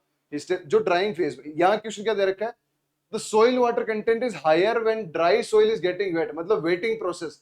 तो पहला ऑप्शन तो गलत हो गया, क्योंकि ड्राइंग प्रोसेस में ज्यादा पानी होता है। Drying of soil depends on narrow radii of connecting channels where is wetting depends on large पोस्ट डायमीटर्स। क्या ये बात सही है? Drying of soil depends upon narrow radii of connecting channels, ठीक है, where is wetting depends on large pore diameters. देखो सही बात है, statement 2 is correct but statement 1 is false, option number 4। Next question, microwave remote sensing is useful in monitoring soil moisture, ठीक है, canopy structure, snow cover, moisture profiling, ocean circulation. तो भैया simple सी बात है, माइक्रोवेव सब के सब में काम आता है। माइक्रोवेव में आपको पता है, माइक्रोवेव रिमोट सेंसिंग एक रिमोट सेंसिंग का पार्ट है जिसमें आपको ज्यादा लाइक एडिशनल बेनिफिट्स मिलते हैं, कि वो सॉइल मॉइस्चर से अगर रिलेटेड कुछ भी क्वेश्चन आए तो माइक्रोवेव रिमोट सेंसिंग से आपको याद रखना है कि माइक्रोवेव रिमोट सेंसिंग काम आती है। Putting on to the next question, freet soil physics किसने लिखी? पेट्रोल। ये आपके लिए क्वेश्चन रख देता हूँ, बहुत बेसिक है, 59 नंबर। आप लोग कमेंट सेक्शन में जरूर लिखें, इस क्वेश्चन का स्क्रीनशॉट ले लो और आप लोग कमेंट सेक्शन में लिखोगे। अभी सिर्फ 3 क्वेश्चन दिए 60 में से, मतलब आप पीछे चल रहे हो भी। फिर arrange the following minerals in terms of increasing stability, मतलब सबसे पहले उसकी स्टेबिलिटी बतानी जिसकी सबसे कम है, लास्ट में उसकी जिसकी सबसे ज्यादा है। तो यहाँ सबसे ज्यादा है क्वार्ट्ज की, तो क्वार्ट्ज लास्ट में है क्या किसी में? डी डी डी बी, तो बी मतलब क्वार्ट्ज सबसे ज्यादा है, तो ऑप्शन 4 सही हो गया। बहुत ही सिंपल, ठीक है। अब ये देख लो, इंक्रीजिंग स्टेबिलिटी किसकी ज्यादा है? जिप्सम की सबसे कम, कैल्साइट, उसके बाद olivine, biotite, albite, quartz, vermiculite. इस पर्टिकुलर चीज से ना हर बार 2 क्वेश्चन पक्का है, एक एग्जाम में 2 क्वेश्चन 100% है, तो आप लोगों को याद रख लेना है, ठीक है। अब ये एक क्वेश्चन और आएगा आगे। Arrange the following atmospheric gases in terms of increasing global warming potential. Global warming क्या होती है और ग्लोबल वार्मिंग पोटेंशियल क्या है, ये दोनों आपको समझना पड़ेगा। देखो ग्लोबल वार्मिंग जो है वो आपको प्रोसेस आपको सिंपल सा पता है, लेकिन ग्लोबल वार्मिंग पोटेंशियल किसकी, कौन सी गैस की पोटेंशियल सबसे ज्यादा है, लेकिन कौन ज्यादा कर रहा है, ये पिछली बार क्वेश्चन आया था 2024 में। तो सबसे ज्यादा करता कौन है? सबसे ज्यादा करता है CO2, बिकॉज इसकी कंसेंट्रेशन या इसकी क्वांटिटी ज्यादा है। पोटेंशियल सबसे ज्यादा किसका है? SF6 का। जो ग्लोबल वार्मिंग पोटेंशियल CO2 का 1 होता है, आपके पास जो मीथेन है उसका 23 होता है, आपके NO2 इसका होता है लगभग 210 या 298 तक, इसको अलग अलग रिपोर्ट किया जाता है। SF6 का होता है 10,000। तो ये है ग्लोबल वार्मिंग पोटेंशियल।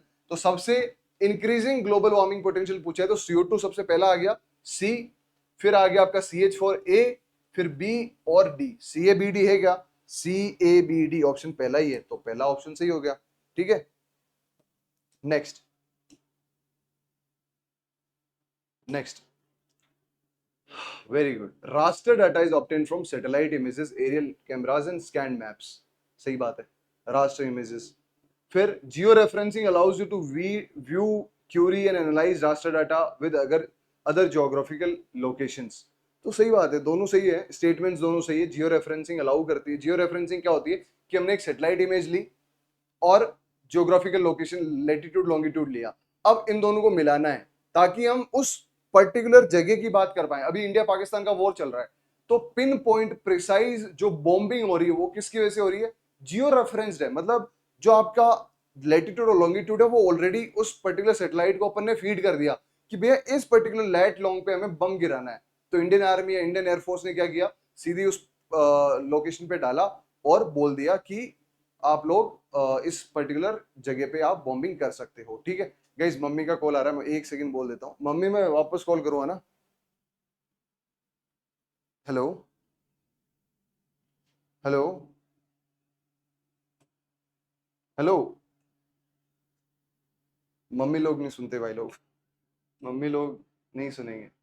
ठीक है, सीक्वेंस, पिछले क्वेश्चन का आंसर बता तो दिया था ना मैंने।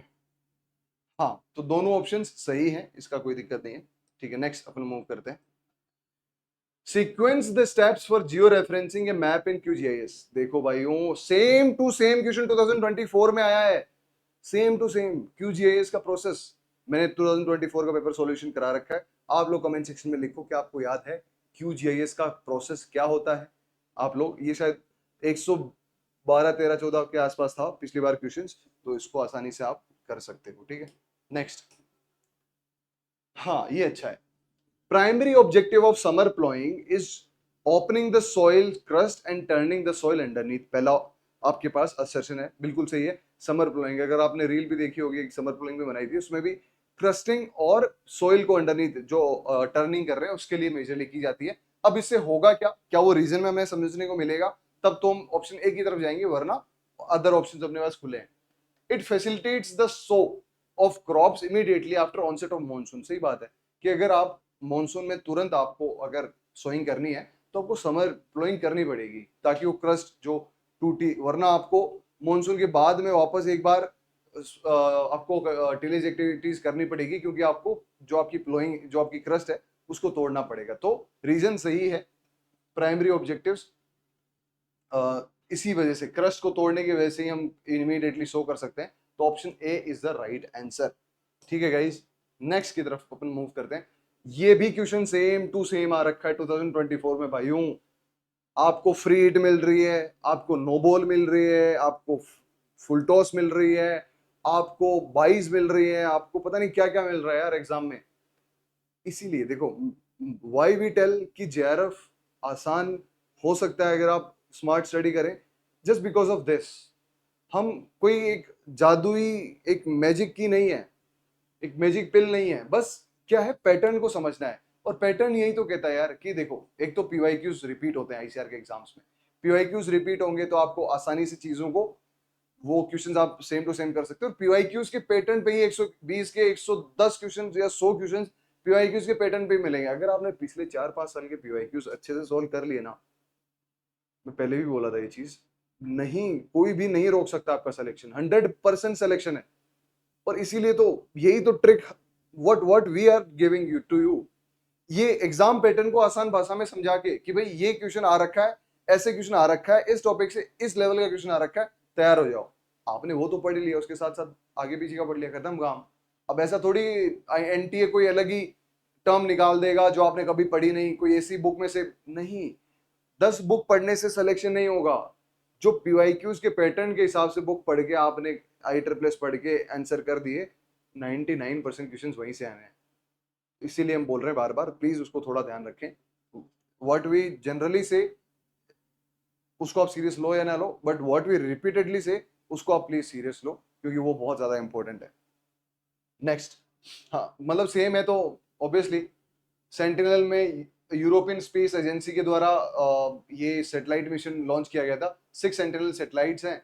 और तो करेक्ट एक्सप्लेनेशन तो नहीं है, लेकिन दोनों स्टेटमेंट सही है, तो option 2 is the right answer. ठीक है, और ये क्वेश्चन सेम टू सेम 2024 में रिपीट हुआ है। तो भाइयों अब सोचो 21 22 के कितने क्वेश्चन इसमें रिपीट हो रहे होंगे। इसका भी अपन डिटेल डिस्कशन करेंगे या नहीं करेंगे, that depends on your comment sections. अगर आप कमेंट्स में लिखोगे कि सर हमें पुराने और पेपर्स का भी एनालिसिस कराओ, तो वे विल गो, हम करवाएंगे। ठीक है, नेक्स्ट क्वेश्चन समझ गए, फ्रीट आ गई। Si4 is replace by aluminium ions, तो क्या होगा, आपके पास आइसोमॉर्फस सब्स्टिट्यूशन हो रहा है, क्योंकि सिमिलर साइज सिमिलर चार्ज का कोई मटेरियल इधर उधर हो रहा है, तो ए का हो गया आपके पास, ए का हो गया फोर्थ आइसोमॉर्फस सब्स्टिट्यूशन, ए का फोर्थ है क्या? हाँ, ये फ्रीट छक्का। नेक्स्ट, बाकी तो आप कर ही लोगे ना। Crop residue on soil surface in conservational agri-tillage system can decrease the rate of soil temperature change। हाँ, कैसे? कि देखो, गर्मी है तो ज्यादा टेम्परेचर हो, सर्दी है तो कम टेम्परेचर हो, लेकिन अगर रेजिड्यू है तो टेम्परेचर फ्लक्चुएशंस कम हो जाएंगे, कांस्टेंट टेम्परेचर ज्यादा रहेगा, क्योंकि गर्मियों में वो हायर टेम्परेचर दे, गर्मियों में वो लोअर टेम्परेचर देता है और सर्दियों में हायर टेम्परेचर देता है, तो दैट मींस फ्लक्चुएशन कम कर देगा। ठीक बात है। रीजन क्या कह रहा है? Surface residue increases the reflection of incidental solar radiation. हाँ, ये भी है, जो सरफेस रेजिड्यू है वो एल्बिडो ज्यादा कर देगा। तो डार्क सोइल है तो मतलब सोइल अगर में अगर मॉइस्चर है, और या सोइल भी अगर ब्राउन कलर की है, तो वो एब्जॉर्ब करेगी, लेकिन रेजिड्यूस को रिफ्लेक्ट कर देगा। तो ये भी वन ऑफ द रीजन है। सब कुछ सारा रीजन नहीं है, लेकिन एक रीजन है जिसको अपन मान सकते हैं। तो option A is the right answer, जिसमें दोनों A and R correct, and R is the correct explanation of A. ठीक है, नेक्स्ट अपन मूव करते हैं। Arrange the following space missions earlier to most recent. भाइयों, स्पेस मिशंस, अगर आपने इसरो, अगर आपने नासा, स्पेस के बारे में थोड़े से फ्रीक हो, तो अभी चंद्रयान 3 अपना लॉन्च हुआ था, तो इसके बारे में पढ़ा होगा। तो बेसिक इतना पता होगा कि चंद्रयान कब आया था, Indian national satellite first day कब आई थी। तो एक जनरल आपके, अगर आप रिमोट सेंसिंग पे डिटेल्ड क्लासेस चाहते हैं भाइयों, जस्ट कमेंट डाउन, मैं अगले दिन ही लेके आ जाऊंगा। I have my weapons ready for remote sensing. Just आपको कमेंट करना है, सर रिमोट सेंसिंग के अपने को लेक्चर चाहिए, तो मिल जाएंगे, बट आपको बताने पड़ेंगे, क्योंकि ऐसे क्वेश्चंस बुक में तो नहीं है जो आपसे सोल्व हो जाएंगे। तो बुक में नहीं है तो कहाँ होंगे? सर के नोट्स में? नहीं, सर के नोट्स में आ सकते हैं अगर आप लिखोगे तो इसका आंसर के लिए क्या है? इनसेट जो फर्स्ट है वो 1982 में, रीसेट 2012 में, मार्स ऑर्बिटर 2013 में, चंद्रयान सबसे लेटेस्ट है। तो अर्लियर टू मोस्ट रिसेंट, तो चंद्रयान बी आपका मोस्ट रिसेंट है, तो बी लास्ट में सिर्फ इसी में है, तो option fourth is the right answer. ठीक है गाइस, नेक्स्ट क्वेश्चन, ये भी रिमोट सेंसिंग से रिलेटेड है। मतलब रिमोट सेंसिंग से रिलेटेड आपके पास मिनिमम से मिनिमम 5 6 या 7 8 क्वेश्चन तो आएंगे। तो दैट डिपेंड्स, टॉपर सही करके आ जाता है और एवरेज स्टूडेंट पीछे रह जाता है, इसी वजह से। तो अगर आपको रिमोट सेंसिंग से अच्छा कंटेंट चाहिए, बिकॉज रिमोट सेंसिंग बहुत फर्क डालता है आईसीआर जेआरएफ में, रिमोट सेंसिंग हो गया, ऑर्गेनिक फार्मिंग हो गया, ये सब इंपॉर्टेंट है। तो electromagnetic radiations in terms of that decreasing energy level, देखो डिक्रीजिंग एनर्जी लेवल, ये आपको पता है कि ये गामा जो आपकी यहां एनर्जी लेवल सबसे ज्यादा है, इधर डिक्रीज हो रही है। ठीक है, तो इधर क्या है? गामा रेज सबसे पहले इसकी सबसे हाई है, फिर आपके पास क्या है? एक्स रे ऑप्शन में है नहीं, यूवी ऑप्शन में है नहीं, आपके पास क्या है ऑप्शन में? फिर विजिबल लाइट गामा, मतलब बी के बाद में सी, फिर क्या आया? इंफ्रारेड ए, और फिर आ गया D. B C A D option है क्या? ऑप्शन नंबर 2 है। तो दैट मीन्स इधर जब आप जा रहे हो तो आपका जो एनर्जी है वो डिक्रीज हो रही है, और डिक्रीज होगी दैट मीन्स आपके पास जो आपकी वेवलेंथ है वो इंक्रीज जाएगी ऑब्वियसली। ठीक है, नेक्स्ट क्वेश्चन, नेक्स्ट क्वेश्चन है remote sensing of vegetation characteristics is obtained by using. देखो, एक ही चीज है, रिमोट सेंसिंग में जो 3 यूवी रेज काम में नहीं आती है गाइस, याद रखना, यूवी रेज काम में नहीं आती है, विजिबल आती है, माइक्रोवेव आती है, इंफ्रारेड आती है। तो तीनों सही है, B C D, B C D option number 4 is the right answer.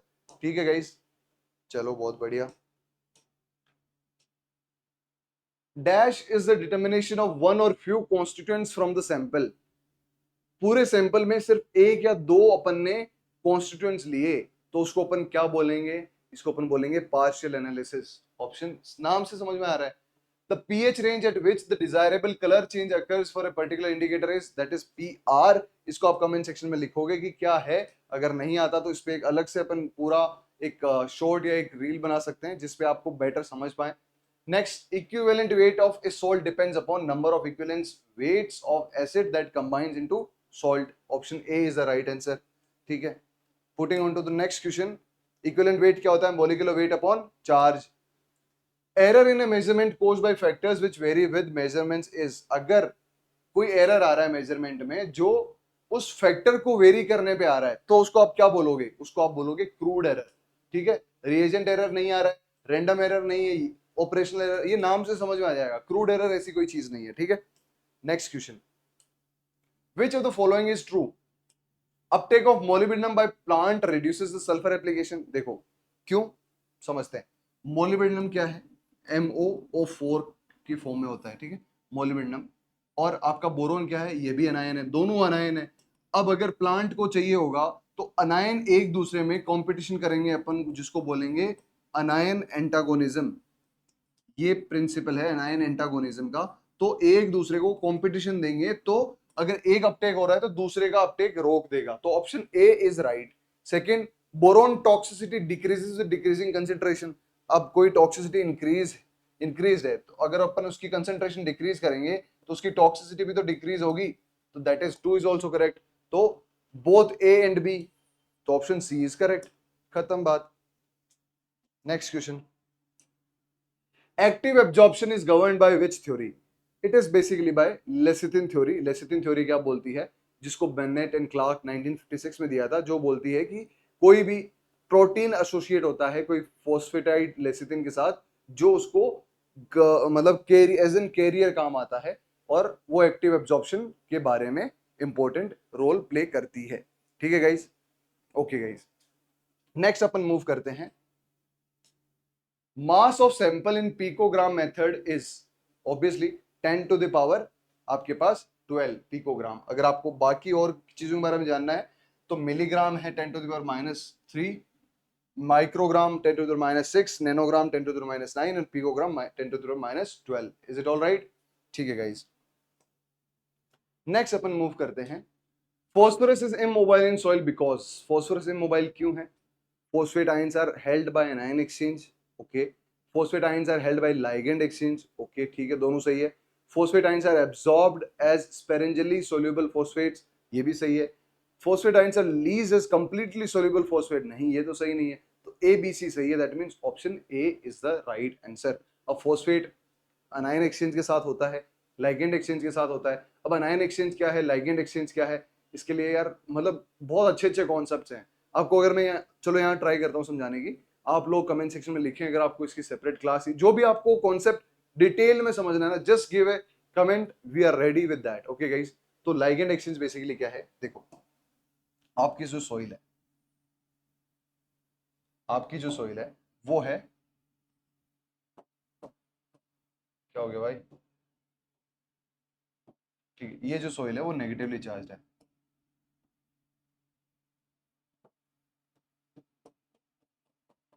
अब क्या इस पे अनायन जैसे फॉस्फोरस आके अटैच हो सकता है? क्योंकि फॉस्फोरस तो H2PO4 माइनस की फॉर्म में होता है, हाँ कि ना?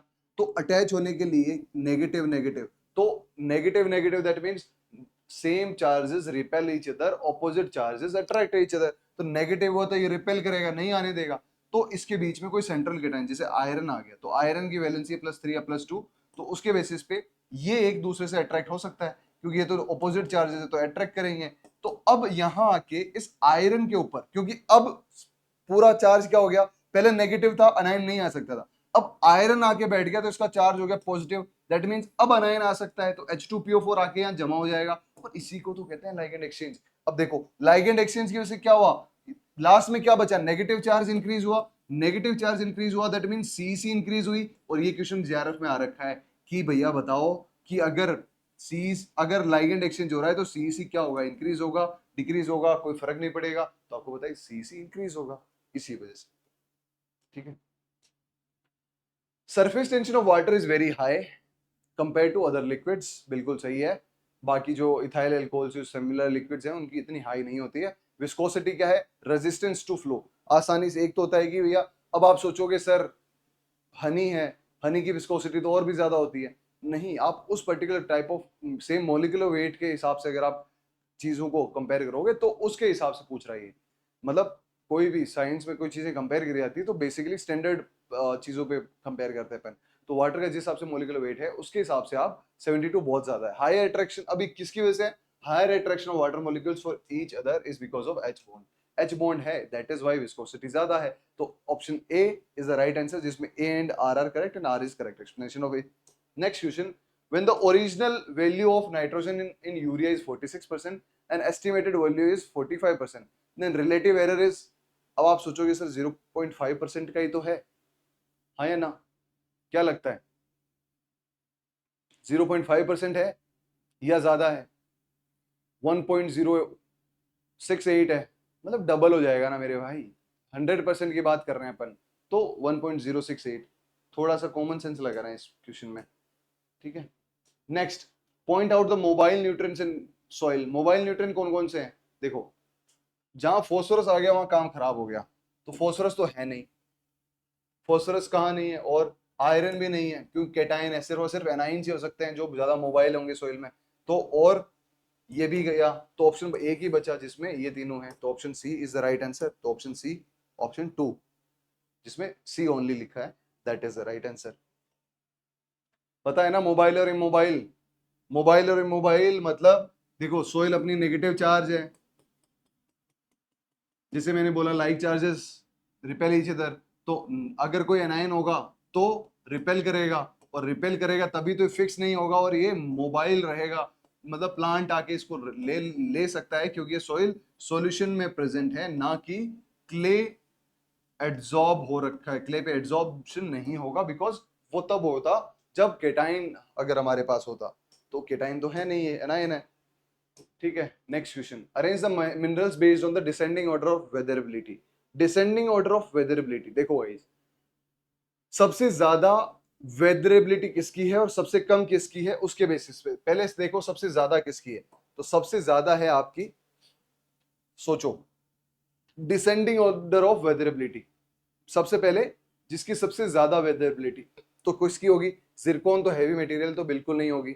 बायोटाइट, एल्बाइट, इनमें से हो सकती है भैया, लेकिन डिसेंडिंग ऑर्डर तो ओलिवाइन की तो नहीं, ओलिवाइन तो सबसे ज्यादा है, तो ये भी गलत गया। क्वार्ट्ज की सबसे कम है, बायोटाइट की ठीक है, जो मैंने अभी बताया था ना कि इस टेबल से क्वेश्चन आते हैं, उसी टेबल में छुपा है इसका राज।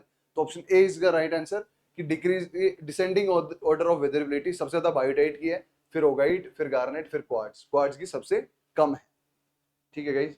नेक्स्ट अपन मूव करते हैं। Quantity of Na2CO3 required to prepare 500 ml of 0.1% Na2CO3 is। अब देखो Na2CO3 की मोलिकुलर वेट कितना है, उसके बेसिस पे क्वेश्चन निकलेगा गाइस। फिर मम्मी का कॉल आ रहा है, मम्मी वापस करूं कॉल? ठीक है, हाँ पक्का करो, मम्मी पूछ रही वापस करेगा ना? ठीक है। Quantity of Na2CO3 required to prepare 500 ml of 0.1।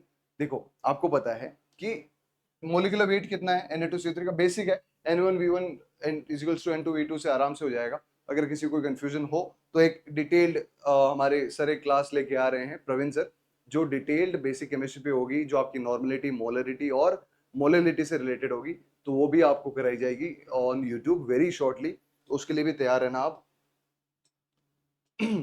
Estimating the coloured complex with chelating agent is. Coloured complex की जब भी अपन बात करते हैं तो कॉम्प्लेक्सोमेट्री के बारे में बात करते हैं। प्रेसिपिटेमेट्री क्या होती है कि जब हम प्रेसिपिटेशन के साथ कोई चीज को हम आइडेंटिफाई करते हैं, दैट इज प्रेसिपिटेमेट्री। और आर्जिनोमेट्री होती है जब अपन सिल्वर क्लोराइड AgCl2 की बात कर रहे हैं अपन तब, और थियोसाइनाइड जब थियोसाइनाइड की बात कर रहे हैं तब। तो इसका आंसर होगा कॉम्प्लेक्सोमेट्री, ठीक है। Next question is match list with match two. वापस से फ्रीड आ गई आपके पास। फादर ऑफ फर्टिलाइजर केमिस्ट्री कौन है? जेवी लिबिक साहब है। न्यूट्रिएंट इंडेक्स किसने दिया था? पार्कर साहब ने दिया था। तो दो से सवाल हो जाएगा, ए का फर्स्ट, बी का फोर्थ इसमें तो नहीं है भाई न्यूट्रन इंडेक्स। वेदरिंग इंडेक्स किसने दिया? जैक्सन ने। डी का थ्री किसमें है? डी का थ्री।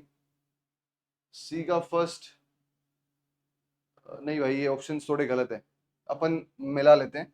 इसका होगा Liebig, nutrient index Parker, weathering index Jackson और रूट इंटरसेप्शन स्टेनर। ये जो है वो ठीक है, और इसी वजह से ये क्वेश्चन ड्रॉप हो गया था क्योंकि ऑप्शंस गलत हैं।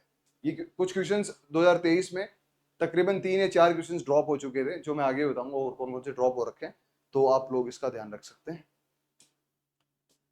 Arrange the soil particles in ascending order of its diameter. Ascending order मतलब सबसे पहले इसका सबसे छोटी होगी, तो ऑब्वियसली क्ले सबसे छोटा है, क्ले। उसके बाद आपके पास आ गया सिल्ट, बी ए, फिर फाइन, फिर coarse and B A C D. B A C D option number 1 is the right answer, हाँ कि ना? ओके नेक्स्ट, वापस टेक्सचरल ट्राइंगल किसने दिया था? मैंने अभी जब समझाया था 60% क्ले, 20% सिल्ट, 20% सैंड, तब मैंने बोला था कि जो आपका टेक्सचरल ट्राइंगल है वो किसने दिया था? विटनी भाई साहब ने दिया था। तो फर्स्ट का हो गया थर्ड, फर्स्ट का थर्ड किसी में है क्या? सिर्फ एक में है, तो ऑप्शन नंबर 4। आगे बढ़ जाओ, बिल्कुल सिंपल, ठीक है। फिर अपन बात करते हैं वापस से यही, कॉन्टेक्ट एक्सचेंज किसने दिया? मोबिलिटी ऑफ न्यूट्रॉन्स किसने दिया? ब्रे भाई साहब ने दिया। क्या हो गया भाई? ओके, ब्रे भाई साहब ने दिया। कॉन्टेक्ट एक्सचेंज जेनियन ओवरस्ट्रीट ने दिया। एयर कैपेसिटी खोनके ने दिया। ग्रोथ फैक्टर मिश्रलिच ने दिया। तो ए का हो गया सेकंड, ए का हो गया सेकंड।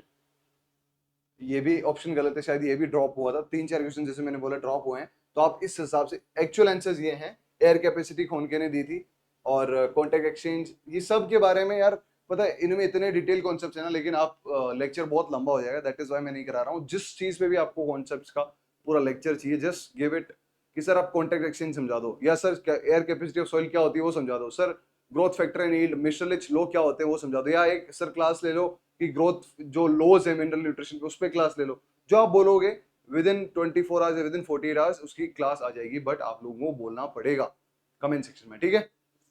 क्योंकि इस क्लास में अगर मैं सब कुछ समझाने चला तो क्लास हो जाएगी 10 घंटे की, that is also not feasible. Paper discussion मुश्किल से 1.5 घंटा 2 घंटे का होना चाहिए, क्योंकि उसी लेवल पे आप सुनते हो, उसी लेवल पे समझते हो, ठीक है।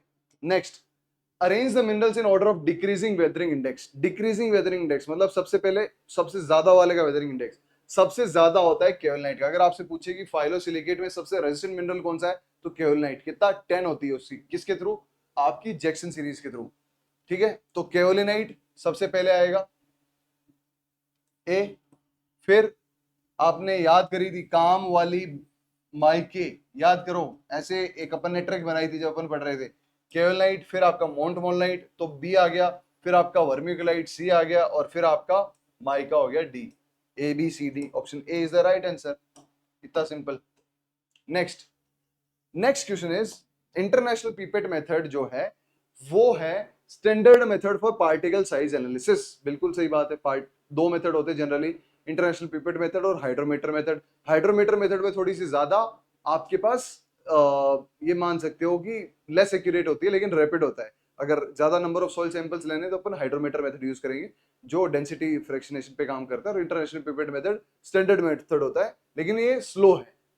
अब इसका भी डिटेल वीडियो बनता तो है यार कि दोनों मेथड्स क्या होते हैं, बहुत बहुत अच्छा कॉन्सेप्ट है और अच्छे से समझ में भी आ सकता है आपको। तो दोनों सही हैं, तो दोनों स्टेटमेंट, हाइड्रोमीटर रैपिड है बट लेस एक्यूरेट है, तो ऑप्शन 1 इज करेक्ट, ठीक है। आगे बढ़ते हैं, arrange the soil in decreasing soil order of वेटनेस। Decreasing soil order, decreasing order of soil वेटनेस मतलब सबसे पहले सबसे जो वेट है उसके बाद में धीरे धीरे ड्राई होता जाएगा। तो वेट सबसे ज्यादा कौन सा है आपके पास? क्या फ्राइबल है? फ्राइबल तो नहीं है। वेरी प्लास्टिक, हाँ ये हो सकता है, very plastic, option number B. फिर ए, फिर सी, और फिर D. B A C D है क्या? B A C D. अब इंड्यूटेटेड क्या होता है? बिल्कुल जो मतलब हार्ड बॉल है उसकी बात कर रहे हैं अपन, है ना? तो B A C D is the right answer. Next question, वापस बल्क डेंसिटी पूछी है। आपको पता है कॉम्पैक्ट सॉइल की होती है 2, ठीक है, कॉम्पैक्ट सॉइल की है 2। आपकी फाइन टेक्सचर्ड की है, बल्क डेंसिटी ज्यादा होती है कम होती है? कम होती है, 1.1 से 1.4। कोर्स टेक्सचर की होती है 1.4 से 1.7। पीट या ऑर्गेनिक मैटर की होती है 0.5। तो उसके हिसाब से 2 का फर्स्ट आप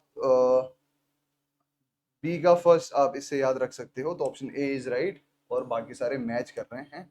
option A is the right answer. ठीक है, नेक्स्ट अपन मूव करते हैं वापस वेदरबिलिटी से, पेडोलॉजी से क्वेश्चन है। और क्वेश्चन क्या बोल रहा है? Olivine is least stable. Olivine least stable mineral है, सही बात है, ओलिवाइन बिल्कुल।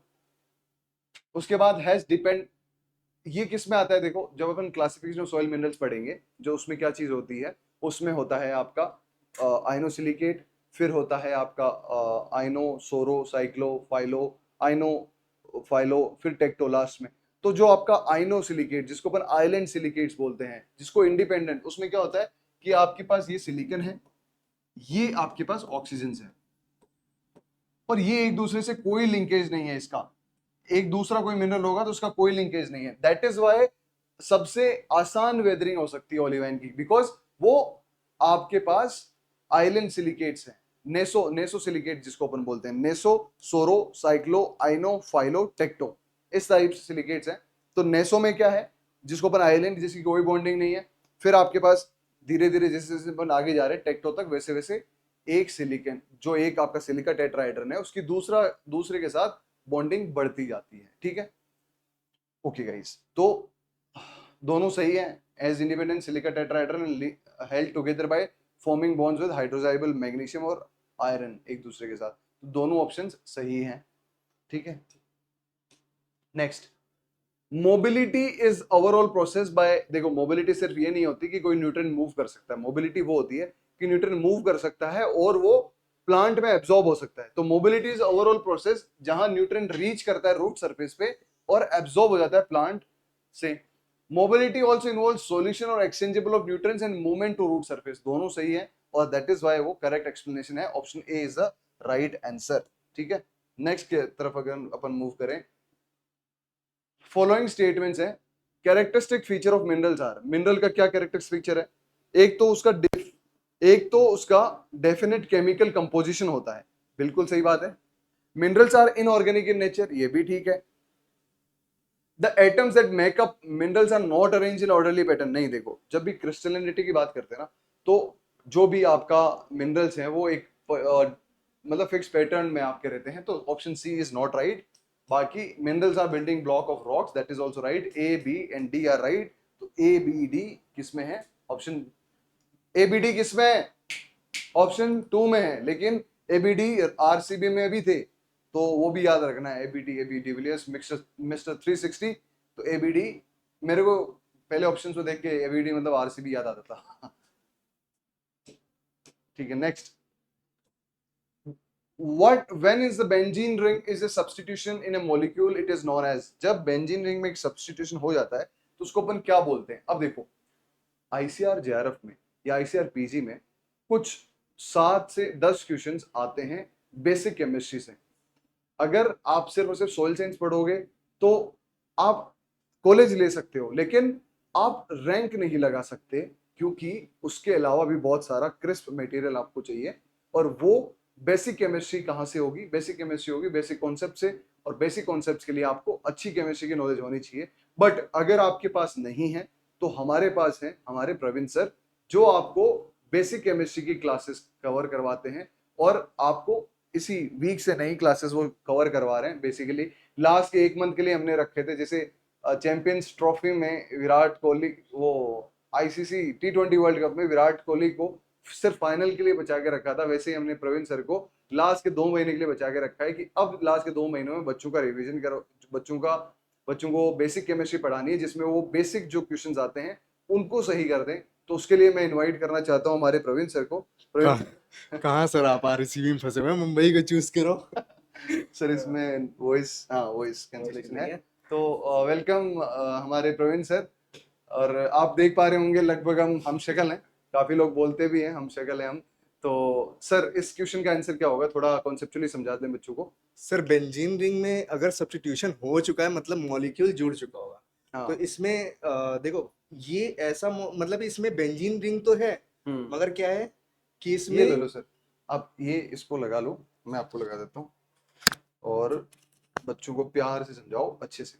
इसमें बेंजीन रिंग में क्या है, सब्स्टिट्यूशन मतलब एक बॉन्ड यहाँ से खाली है, यहाँ पे खाली है, मतलब कि हाँ, इसमें एक सब्स्टिट्यूशन हो चुका है। मतलब नहीं, इसमें सब्स्टिट्यूशन होना है अभी, ठीक है। ओके, इसमें सब्स्टिट्यूशन हो चुका है, अल्कोहल बॉन्ड जुड़ चुका है, मतलब यहाँ पे OH बॉन्ड यहाँ पे आके क्या है, बेंजीन रिंग में जुड़ जुड़ चुका चुका है, है। ठीक है। और यहाँ पे OH बॉन्ड, तो ये इसका आंसर हो जाएगा सेकंड। और ये तो आपको समझ में आ रहा होगा कि इसमें ये नाइट्रोजन, दो हाँ, मॉलिक्यूल नाइट्रोजन के इसमें, इमेडाजोल में हाँ। नाइट्रोजन ऐड होता है, राइट। और और प्रोस्थेटिक ग्रुप हो गया, तो हाँ फिनाइल ग्रुप इसमें आपके पास एक सब्स्टिट्यूशन होना है, हाँ, और इसमें जो OH जुड़ चुका है वो जब फिनोल सब्स्टिट्यूशन ग्रुप है। यहाँ पे बोल रहे हैं ना, सब्स्टिट्यूशन हो चुका है, तो ओके, हमारा सेकंड ऑप्शन सही हो ओके, जाएगा। Phenol group is the right answer. Okay guys, तो आपको समझ में आ गया होगा। नेक्स्ट अपन मूव करते हैं नेक्स्ट क्वेश्चन की तरफ। आपका ये देखो, जैसे फिनाइल ग्रुप है जिसमें -1 हाइड्रोजन है, acting as substitute on larger molecules. Phenol group है जिसमें OH ग्रुप अटैच हो चुका है, जैसे सर ने समझाया। Next is what is the common formula for alkenes. Alkenes के लिए कॉमन अब फॉर्मूला क्या है? एल्केन बोल रहा है हम्म, यहाँ पे, तो हमें पता है कि यहाँ पे एल्केन का मतलब है डबल बॉन्ड की बात कर रहा है, ठीक है। हम्म, तो डबल बॉन्ड किस में होगा, जिसमें अब हमको ये देखना है कि C2 मतलब CnH2n, अब ये हमको देखना है कहाँ पे। हम्म। ऑप्शन नंबर 3 में दिख रहा है सर। ऑप्शन नंबर 3 में, हम्म, हाँ यही है, क्योंकि यहाँ पे n नहीं दिया हुआ है, यहाँ पे डायरेक्टली 2 बोल दिया है, यहाँ पे ये भी। देखो, जिस अब एल्केन्स की बात आई ना, तो अपन कॉमन फॉर्मूला जब अपन पूछ रहे हैं, तो जो ये आपका तो सही आंसर है वो ये तो होगा, ट्रिपल बॉन्ड के लिए हो ये गया, पेपर बॉन्ड के लिए हो गया, इसमें ये ये CnHn सिंगल प्लस 2। बॉन्ड के लिए हो गया। हाँ जी। यहाँ पे ऑप्शन यहाँ पे गलत होगा। ओके, हाँ शायद एक दो क्वेश्चंस गलत भी थे, तो इसका आप अगर डिटेल में देखें तो आप ये देख सकते हैं, जब आपके पास एल्केन्स होते हैं तो आपके है CnH2n+2, एल्कीन्स है तो CnH2n, और एल्काइन्स है तो CnH2n-2, मतलब single bond, one double bond और वन ट्रिपल बॉन्ड के बेसिस पे। यहाँ पे हम्म, ये रहा इसका आंसर, ओके। इसमें ऑप्शन में नहीं है, तो ये भी नहीं सर, एल्केन पूछा है ना, एल्केन तो ये रहा CnH2n+2, अच्छा एल्केन्स एल्केन पूछा। पूछा हाँ हाँ, CnH2n+2 है, ठीक है, हाँ है। ये रहा ऑप्शन। नेक्स्ट क्वेश्चन की तरफ अगर अपन मूव करें, what is the common name of butane one all. Butane 1 all, यहाँ पे अल्कोहल बॉन्ड जुड़ा हुआ है, सर आप वो उसको कर लीजिए। अल्कोहल बॉन्ड जुड़ा हुआ है, तो इसका हाँ सही है। इसका ये रहा ऑप्शन नंबर 2 एन सही हो गया। ब्यूटाइल अल्कोहल, जिसमें आपको एक अल्कोहल ग्रुप ऑलरेडी जुड़ रखा है, उसके बेसिस पे अपन बोलते हैं, ठीक है। नेक्स्ट अपन जैसे वो तो आ ही गया था, जो मिथेनॉल है जिसमें CH3OH1 कार्बन है, ब्यूटेन वनॉल जिसमें एन ब्यूटाइल अल्कोहल ग्रुप जोड़ रखा है, जो OH ग्रुप फर्स्ट कार्बन पे जुड़ा है। ब्यूटेन वन ऑल जो है आपका एक्सेप्टेबल और less use as a common name, और आइसोब्यूटाइल अल्कोहल है आपका ब्रांच आइसोमर, जो कि नॉट ब्यूटेन वन ऑल होता है। What type of covalent bonds link the amino acids in A protein. देखो, जब प्रोटीन की बात आती है ना, अमीनो एसिड में कौन सा कोवेलेंट बॉन्ड होता है, तो देखो, जब अमीनो एसिड्स की बात आएगी तो आपके पास आएगा कौन सा सर? अमीनो एसिड की बात आई तो हमारा ग्लाइकोसाइड ओके। हमारा बॉन्ड होगा। अगर हाइड्रोजन बॉन्ड तो सभी जानते हैं नॉर्मल है। हाँ, और ईस्टर बॉन्ड हो गया आपका ईस्टर बॉन्ड कार्बोहाइड्रेट पे। सर ये मैं बताऊं आपको, कार्बोक्सिलिक ग्रुप के लिए। 2024 में सेम क्वेश्चन आ रखा था, और अमीनो एसिड्स और जो बेसिक केमिस्ट्री है उसमें लगभग क्वेश्चंस रिपीट होते हैं, तो एक दूसरे के सिमिलर क्वेश्चन, जैसे पिछली बार एल्केन्स के बारे में पूछा था, इस बार एल्कीन्स के बारे में पूछ, ऐसे ही क्वेश्चंस रिपीट होते रहते हैं, तो आप इनको एक बार जैसे एक प्रिसाइज नोट्स के बारे में भी समझ सकते हो, ठीक है। म्यूटेशंस ये आर आपके errors in question DNA that. तो म्यूटेशंस क्या होते हैं बेसिकली? देखो, म्यूटेशंस हमेशा हार्मफुल नहीं होते सर, कब 99% हार्मफुल हो सकते हैं, बट 1% अच्छे भी होते हैं, दैट इज व्हाई हम म्यूटेशन ब्रीडिंग भी करते हैं, याद है। इंक्रीज ट्यूमर ग्रोथ, ये भी ठीक नहीं है, हमेशा नहीं होती। Occur spontaneously at low rate, हाँ, म्यूटेशंस बहुत स्पॉन्टेनियसली होते हैं और बहुत कम रेट पे होते हैं, that is why option C C is the right answer, ठीक है। ओके, नेक्स्ट क्वेश्चन सर आप कराइए। इसमें which of the following carbohydrate molecule is increasing order molecular weight के हिसाब से बताना है। तो तो ये देखो सर, इसमें जो आपका आया था ये सारे के सारे ऑप्शंस गलत थे जब आपके पास क्वेश्चंस आ रखे थे, that is why question drop हो गया था। और इसका जो करेक्ट आंसर होगा वो है CBAD होगा, जिसमें करेक्ट आंसर ग्लूकोज का होता है 180, सुक्रोज का होता है 342, स्टार्च का होता है वेरी लार्ज मतलब थाउजेंड्स ऑफ यूनिट्स, और आपका जो माइलोपेक्टिन है वो स्टार्च से भी ज्यादा बड़ा है। लेकिन इन ऑप्शंस में आपको कोई भी ऑप्शन नहीं मिल रखा होगा, दैट इज वाई ये सारे के सारे ऑप्शंस गलत हैं। और सबको बोनस मार्क्स नहीं होते, वो मतलब रिड्यूस हो जाते हैं। जो 480 है, अगर जितने क्वेश्चंस ड्रॉप हुए वो होते हैं, जैसे समझो 2 क्वेश्चंस ड्रॉप हुए तो फिर 472 में से सबके नंबर आते हैं। तो वैसे ही क्वेश्चंस ड्रॉप हो गए थे, बोनस किसी को नहीं मिला था। ठीक है, फिर नेक्स्ट क्वेश्चन की तरफ अगर अपन मूव करें, photochemical smog formation in urban areas is mainly due to presence in atmosphere of. देखो फोटोकेमिकल स्मोक जो है वो किसकी वजह से हो रहा है?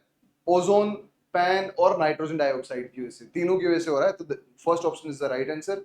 फिर अपन है under which law industries likely to cause environmental pollution should be examined by. देखो इंडस्ट्री का जो एनवायरमेंटल पोल्यूशन है, इसके लिए अपन ने एनवायरमेंटल प्रोटेक्शन एक्ट 1986 में आया, और उसी के बेसिस पे यहाँ से आईसीआर जेआरएफ में हर बार 1 या 2 क्वेश्चन इस पर्टिकुलर लॉ से ही बनते हैं। और बाकी जो है वाटर एक्ट 1974, एयर एक्ट भी 1981 वाला, वो भी याद कर लेना है, यहाँ आ भी रखा है इधर।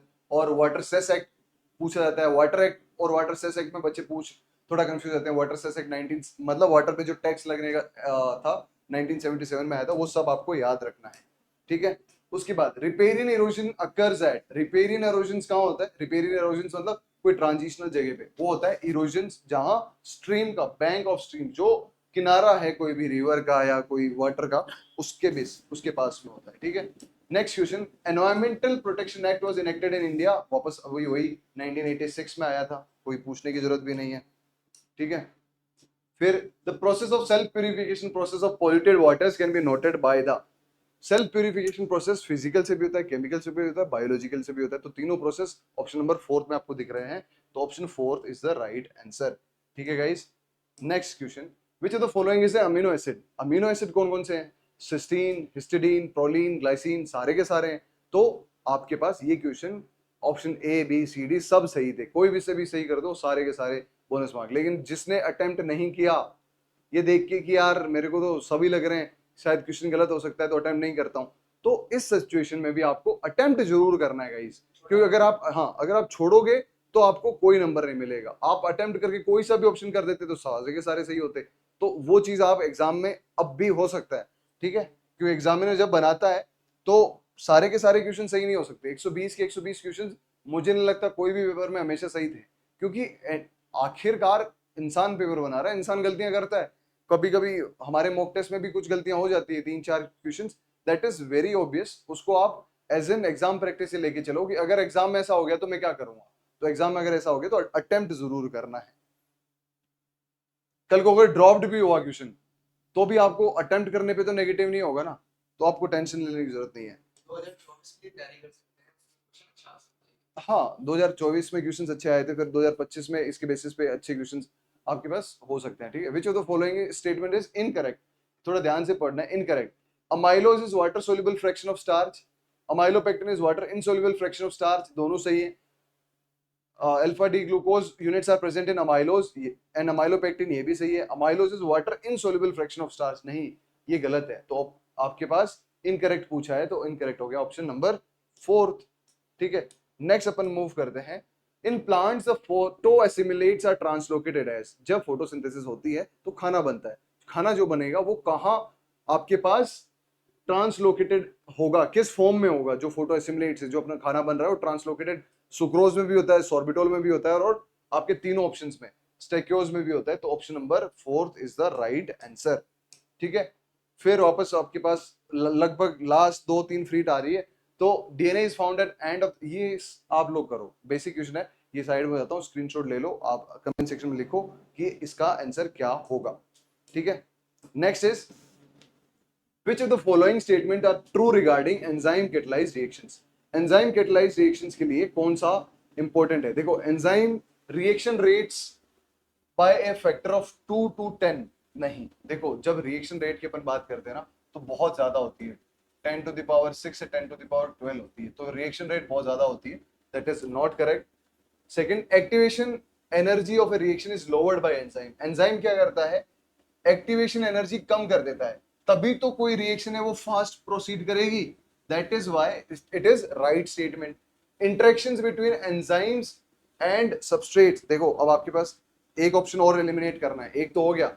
Interactions between enzymes and substrate include hydrogen ionic and hydrophobic bonds. वो substrate concentration does not affect the rate of enzyme catalyse reactions, नहीं ये भी गलत है, क्योंकि सबस्ट्रेट डिपेंड करती है। दैट इज व्हाई हम zero order, first order, second order, third order reactions पढ़ते हैं, डिपेंडिंग अपॉन उसको कितने फैक्टर गवर्न कर रहे हैं। सबस्ट्रेट तो गवर्न करेगा ही करेगा, और जितनी भी बायोलॉजिकल साइकिल्स होती है वो फर्स्ट ऑर्डर रिएक्शंस होती है, क्योंकि उनको सबस्ट्रेट गवर्नड होती है। तो option fourth is also right, fourth is also wrong, A is also wrong, तो B and C are correct. तो बी एंड सी के लिए option number B is the right answer. Next question की तरफ move करते हैं। वापस आपके पास फ्रीट आ गई है। मोलिबिडेनम, मोलिबिडेनम किसके लिए यूज होता है? मैंगनीज वाटर ऑक्सीडेशन के लिए यूज होता है। आपके पास जिंक जो है और नाइट्रोजन फिक्सेशन के लिए मोलिबिडेनम यूज होता है। ए का हो गया 3, तो ए के 3 में आपके पास दो ऑप्शंस हैं और अपन ने बी का फर्स्ट बोला है, तो बी के फर्स्ट में आपके पास ऑप्शन फर्स्ट बचा है। सी का आ गया अपना मैग्नीशियम, मैग्नीशियम का हो गया क्लोरोफिल स्ट्रक्चर ऑब्वियसली, और जिंक हो गया आपका ऑक्सीजन सिंथेसिस जो IEEE इंडोल एसिटिक एसिड भी यूज होता है। तो option B is the right answer. आपको इस क्वेश्चन में से 4-5 क्वेश्चन बन सकते हैं डायरेक्टली। हो सकता है कि अगले पेपर में यहाँ से ये पूछ लिया जाए कि वाटर ऑक्सीडेशन के लिए कौन सा मिनरल एलिमेंट रेस्पॉन्सिबल है, तो आप बोलोगे ये। तो ये सारी चीजें आपको मिनरल न्यूट्रिशन से 7-8 क्वेश्चन पक्का है, सिर्फ और सिर्फ मिनरल न्यूट्रिशन से। मोबिलिटी, ब्रे, मिसलेज, आपके पास डेफिशिएंसी सिम्टम्स, आपके पास रोल्स, आपके पास मतलब 100% आपके पास वहां से क्वेश्चन आने ही आने हैं। ठीक है, ठीक है। न्यूट्रिएंट एसेंशियलिटी क्राइटेरिया किसने दिया? न्यूट्रिएंट एसेंशियलिटी क्राइटेरिया दिया अर्नन एंड स्टाउट ने। कब? 1939 में। रिवाइज किया 1954 में। 3 क्राइटेरिया थे, याद रखना है। ठीक है। स्टेजिस ऑफ सेल किसने दी? सेल रॉबर्ट हुक ने डिस्कवर करी। खेरा डिजीज वायल लेने ने करी, और सेल आपके वेदर फ्लेमिंग करी। अब वायल लेने ने जिंक की, ये जो खेरा डिजीज है जो जिंक से होती है, वो डिस्कवर करी थी। कहाँ? उत्तराखंड। आज का जो उत्तराखंड है उस समय यूपी था, वहां। ठीक है। और जीबी पंत, जिसको अपन बोल रहे हैं जीबी पंत यूनिवर्सिटी, उस समय 1966 में। उसके बाद आपके क्वेश्चन आ सकते हैं मैग्नीशियम को किसने डिस्कवर किया, आपके बोरोन को किसने डिस्कवर किया, यहाँ से भी क्वेश्चन आ सकते हैं। तो आप लोगों को कमेंट सेक्शन में लिखो, क्योंकि हमने जब क्लासेस ली थी उसमें जाया था। आप लोग बताओ। ठीक है। याद आया नायर भाई साहब, पंजाब में कुछ याद आया? कोई नहीं, याद आ गया तो लिखो, नहीं याद आया तो कमेंट सेक्शन का वेट करो, कोई ना कोई लिखेगा, वरना हम लिखेंगे। Which of the following group of compounds is produced by Streptomyces hygroscopicus? Streptomyces hygroscopicus जो कंपाउंड है वो मिल्वीमाइसिन से प्रोड्यूस होता है। ये आपको याद रखना है। यहाँ से एक क्वेश्चन आता है कि कौन सा कंपाउंड किससे प्रोड्यूस होता है। Which of the following is not an insecticide synergist? देखो इंसेक्टिसाइड सिनर्जिस्ट कौन सा नहीं है। जो आपका डेलाप्रियोल है वो इंसेक्टिसाइड है, और इंसेक्टिसाइड सिनर्जिस्ट है जो ज्यादातर सबसे कॉमन है। सिसेमोल सीसेम से इंट्रोड्यूस होता है और ये भी सिनर्जिस्ट है। निम्बिनोल नीम से होता है, लेकिन ये इंसेक्टिसाइड है, इंसेक्टिसाइड सिनर्जिस्ट नहीं है। और पीबीओ ये भी होता है। That means option 3 is not an insecticide synergist, याद रखना है। ठीक है, पूरा पढ़ना है। इंसेक्टिसाइड नहीं, इंसेक्टिसाइड सिनर्जिस्ट की पूछ रहे हैं। Black gram as a cover crop reduces surface run off and soil loss during rainy seasons. अगर कवर क्रॉप रेनी सीजन में रखेंगे तो रोक लेगा। Black gram as a live mulch reduces surface run off and soil loss during rainy season. Live और cover crop, आपको लग सकता है कि यार ये दोनों कैसे करेगा, दोनों करता है। That is why statement 1 and statement 2 is correct. ठीक है। नेक्स्ट सेकंड लास्ट क्वेश्चन है गाइस। अब दोनों क्वेश्चन मैं आपको देने वाला हूं, बिकॉज लास्ट में आप भाग जाते हो। आप दोनों क्वेश्चंस का स्क्रीनशॉट ले सकते हो या रोक के देख सकते हो, और कमेंट सेक्शन में लिखो कि इसका आंसर क्या होगा। Following is a list of pesticide BHC, DDT, NSC and heptachlor carbendazim. और आपको ये बताना है कि कौन सा करेक्ट ऑप्शंस है। क्या सारे के सारे बैंड है, क्या सिर्फ और सिर्फ ई बैंड है, क्या A to E बैंड नहीं है, और क्या A to D are banned in used in pesticide except E। ये वाला नहीं है, बाकी सारे बैंड है। आप लोग बताओ। वैसे चलो आप ही लोग बताओ, आपके लिए छोड़ रखे हैं 2 क्वेश्चंस। लास्ट क्वेश्चन है, 4 स्टेटमेंट्स है। Bromadiolone is used as rodenticide, atrazine is a herbicide, carbamate group of pesticide was related to Bhopal case incident, and rotenone and natural compound is used in insecticide and herbicide. आप I hope ये आपने options देख लिए होंगे, और options देख लिए हैं तो लास्ट वाला ऑप्शन आपको नहीं दिख रखा होगा, और अनफॉर्चुनेटली लास्ट वाला ऑप्शन ही सही है। तो मैं थोड़ा सा आपको करेक्ट कर देता हूँ इसमें, इसको थोड़ा सा ऊपर ले लेते हैं अपन, ठीक है। तो आप लोग कमेंट सेक्शन में लिख सकते हैं अब कि ये क्या है क्या नहीं है, ठीक है। तो आई होप कि आपको सारे के सारी चीज़ें कवर हुई होगी। अगर आपको फिर भी रिविजन्स के लिए ये पीडीएफ चाहिए तो इस पीडीएफ में आंसर कीज भी साथ में लिखी हुई है। आप लोग प्रिंट निकाल सकते हैं इस पीडीएफ का, आपको इसी डिस्क्रिप्शन बॉक्स में मिल जाएंगी। इसके सारे के सारे क्वेश्चंस के आंसर कीज हैं।